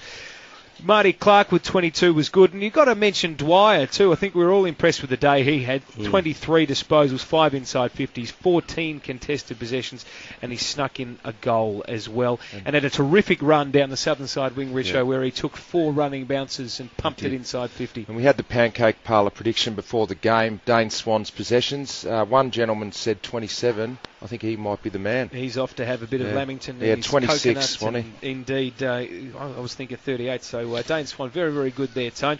And we've just had a text from someone listening to us, Tone, who says hello to you. They are in Hainan, China. So sends a ni-hao to Tony Leonard. And I had a text... That's a long way for the KFC Twitter to come to us, but I'm very pleased. I think there's a local KFC store in Hainan. There's one everywhere. There's a gentleman text me as well. He's listening in a bar in San Francisco. So we're loud and clear over there as well. And Richo, I'm just becoming a little disturbed by the return of the Richmond arrogance. Tony Greenberg, still in communications at Richmond, has tweeted, Blues lack a Luke McGuan. I don't. That's not the real Tony Greenberg, isn't it? Yeah, it's Tony someone Greenberg? pretending to be Tony Greenberg. Rookie of the week for the Australian Institute of Fitness, and they will get Jamie Elliott throughout the week. There's no better game fitting the criteria. First and largest training provider for personal trainers. Get a career as a personal trainer. And the Australian Institute of Fitness will do that, and that's what they'll make sure that Jamie Elliott has in around 6 months' time at the Australian Institute of Fitness. Well, waiting for Jamie Elliott, let's take some votes. And the votes today for Vic Super, the 3, 2 and 1. Who's doing the honours there? The Super Fund for all Victorians? Yeah, I've got the honour today, and it's... honourable mentions? It is different, though. It is different. Yes, mentions. Mark Murphy I thought was great, and I could have snuck into a vote. Judd I thought was all right, died out at different times. I thought Carazzo's job on Pendlebury was pretty good, except for the last 15 minutes. Jamison on Cloak, could have, but didn't get a vote. And then you go the other side. I thought Heath Shaw was good. Dane Swan accumulated again. Still side bottom. He deserves votes, but he just gets under the guard too much. And I thought the big Q stick was fantastic under enormous pressure. Also, I throw Cruiser in there. They nearly cancelled each other out. But one vote, and this is amazing. Last week I gave votes to 2 defenders, Harry Taylor and Tom Lonigan. Today, 1 vote goes to Sam Dwyer. 23 possessions. He's kicked 1 goal, 2. He had 10 score involvements, and I think he kept them alive with his creativity, as Garlett and also Yaron did at the other end. I gave 2 votes to Jeffrey Garlett because I think without Jeff Garlett, he's had 10 score involvements, 3 score assists, 3 goals, 1. I think they wouldn't have got they got to a point where they could have won the game, and it was nearly off his back, and he died out a bit because he was probably buggered at the end. And of course, that player who hopefully we're going to interview, Jamie Elliott. As good a game as I've seen. Everybody's told us about this bloke's talent. I said before the game, he wants to jump on heads. He's a bit like Daisy Thomas. They've taken a bit out of his game to tell him not to do that, but I reckon let him go. He's got jump on heads. 5 goals, 1, just a great return. He created space, and he was playing out of the goal square where they couldn't get a marking option up there. So 3 small forwards which I've never done before in my life, I don't think. And no midfielders, which is great. So those votes, Tone, 3 to Jamie Elliott. 2 to Jeff Garlett and 1 to Sammy Dwyer. We were talking great debuts last week, Shorey. Yes. This wasn't a debut, but it was a little Ian McCorrist-like. Did he kick 5 or 6 on debut? I thought it was 7. 7. Ricky Barham, I think. 5 at Princess Park. Against Carlton, yep. On debut, Ricky Barham, did he? 5. I'm pretty sure it was. Gee. The Epworth emergency If it and wasn't, we'll make it up. pretty serious injury today, the Epworth emergency, the best of emergency care 24/7. That's where all the AFL footballers go to. Doc, are you still receiving me in the Collingwood rooms? I am, Tone. The meeting's still going on, and you mentioned Jamie Elliott. We may not get him. He's actually in the emergency room with the Collingwood doctors. He literally ran himself into the ground in that game. We know he was a star, but he was actually nauseated and vomiting at the end of the match on the ground. So he didn't even get into the warm down. The players are in a meeting at the present time. So Jamie Elliott quite unwell. But your nephew, Shorey, even though you said he was only good today, we might be getting your nephew on. Darren Jolly, the story of the day from Epworth point of view, early in the game, I think it was 3 minutes in the first quarter even, Tony was off the ground, came through the interchange, quite distressed with his breathing, got a heavy hit into the left side of his chest, some rib damage there, possibly a little bit of a lung. He went back on and they thought he was going to be all right, but too sore. He was subbed out, went to Epworth for emergency scans. No detail has come through at this stage. But the concern would be very, very sore in the rib area for Darren Jolly, which could result in a couple of weeks. And if there is any lung damage, that adds a few weeks more to that. So we'll wait and see how things go. The meeting is just finishing, Tone, and Jamie Elliott is up and walking, but he's going straight back to the medical room. So whilst we thought we were going to get him, we expect we'll get someone else soon. Yeah, well, I'll just stay with you for the moment. Near enough a clean bill of health for Carlton, although Jamison took a knock, Cruiser took a knock. Everything okay there? Yeah, well, I think there was a few concerns that had the players off the ground. I mean, both of them were down the race at one stage. Jamison with a right hip cork, and it probably limited him the rest of the game, and they did monitor him, and he was certainly of interest to the medical staff. Matty Cruiser also was down the race at three-quarter time, but did run around pretty well, so I don't think any major concern with Cruiser, and good to see Sam Rowe in his first game coming back after a combination of surgery and chemotherapy for a major concern. But I think Carlton will be right to have everyone going next week. They've still got a few that have got to come back. Hampson probably a week or two away, and Betts a couple more. Heath Shaw is approaching me as we speak, guys. Do we want to keep rolling with Heater? If you could keep going, Pete. I will keep going, Tone, while Heater gets himself organised. He's got the banana, he's got the ice for his drink, and Heater, your uncle's up there. He said you played a good game, but this was a ripper game. I mean, nearly 85,000 MCG up against, truly one of the old foes, and you better dash yourself. The cramp caught up with you a bit, but just had the meeting. What did Bucks have to say? He was happy we grinded out pretty much. 4 quarters, we thought through the middle of the game they got on top of us a little bit, but we stayed with them. And that last quarter, we were very confident, even though we were down a little bit going into that last quarter, that we could run over the top of them. And he was a pretty happy camper, Bucks. Heath, what about yourself first with cramping? Do you think what happened last week with a bit of food poisoning took a bit out of you this week? Yeah, the oysters on Good Friday. Bit of sewage in the oysters is not good for you. Who allowed you to have oysters on Good Friday? Who allowed that to happen? You can't have meat on Good Friday, so I had a few oysters, and it didn't sit too well with me. They're the Tassie ones, are they, Heath? That got about 500 people, I think, both in Tassie and Victoria. Yeah, I'm still waiting for a phone call. Maybe some free oysters, but did it get to you over the week too? Did you feel it? Or? Yeah, I didn't train until Thursday, and I felt pretty flat, especially in that third quarter after half time, but cramped up and thought I was gone for all money, and then sort of just grinded it out. And as you could tell by my kicking in the last quarter, I wasn't too good, but we got the win. That's all that matters. What about Sammy Dwyer? It was just unbelievable the way we know about Jamie Elliott to a point, but Sammy Dwyer, this kid looks like he's ready-made, and his creativity is unbelievable. Yeah, he goes under the radar, Sammy. He's a natural ball winner. He showed that over in Port Melbourne for the sort of the last couple of years, and him in and at the contest, especially over the NAB Cup series. That's why he got a game round 1 and round 2, and he's very underrated. And as you said, he's polished going forward, and his creativity helps us out massively. And kick a couple of goals as well always helps.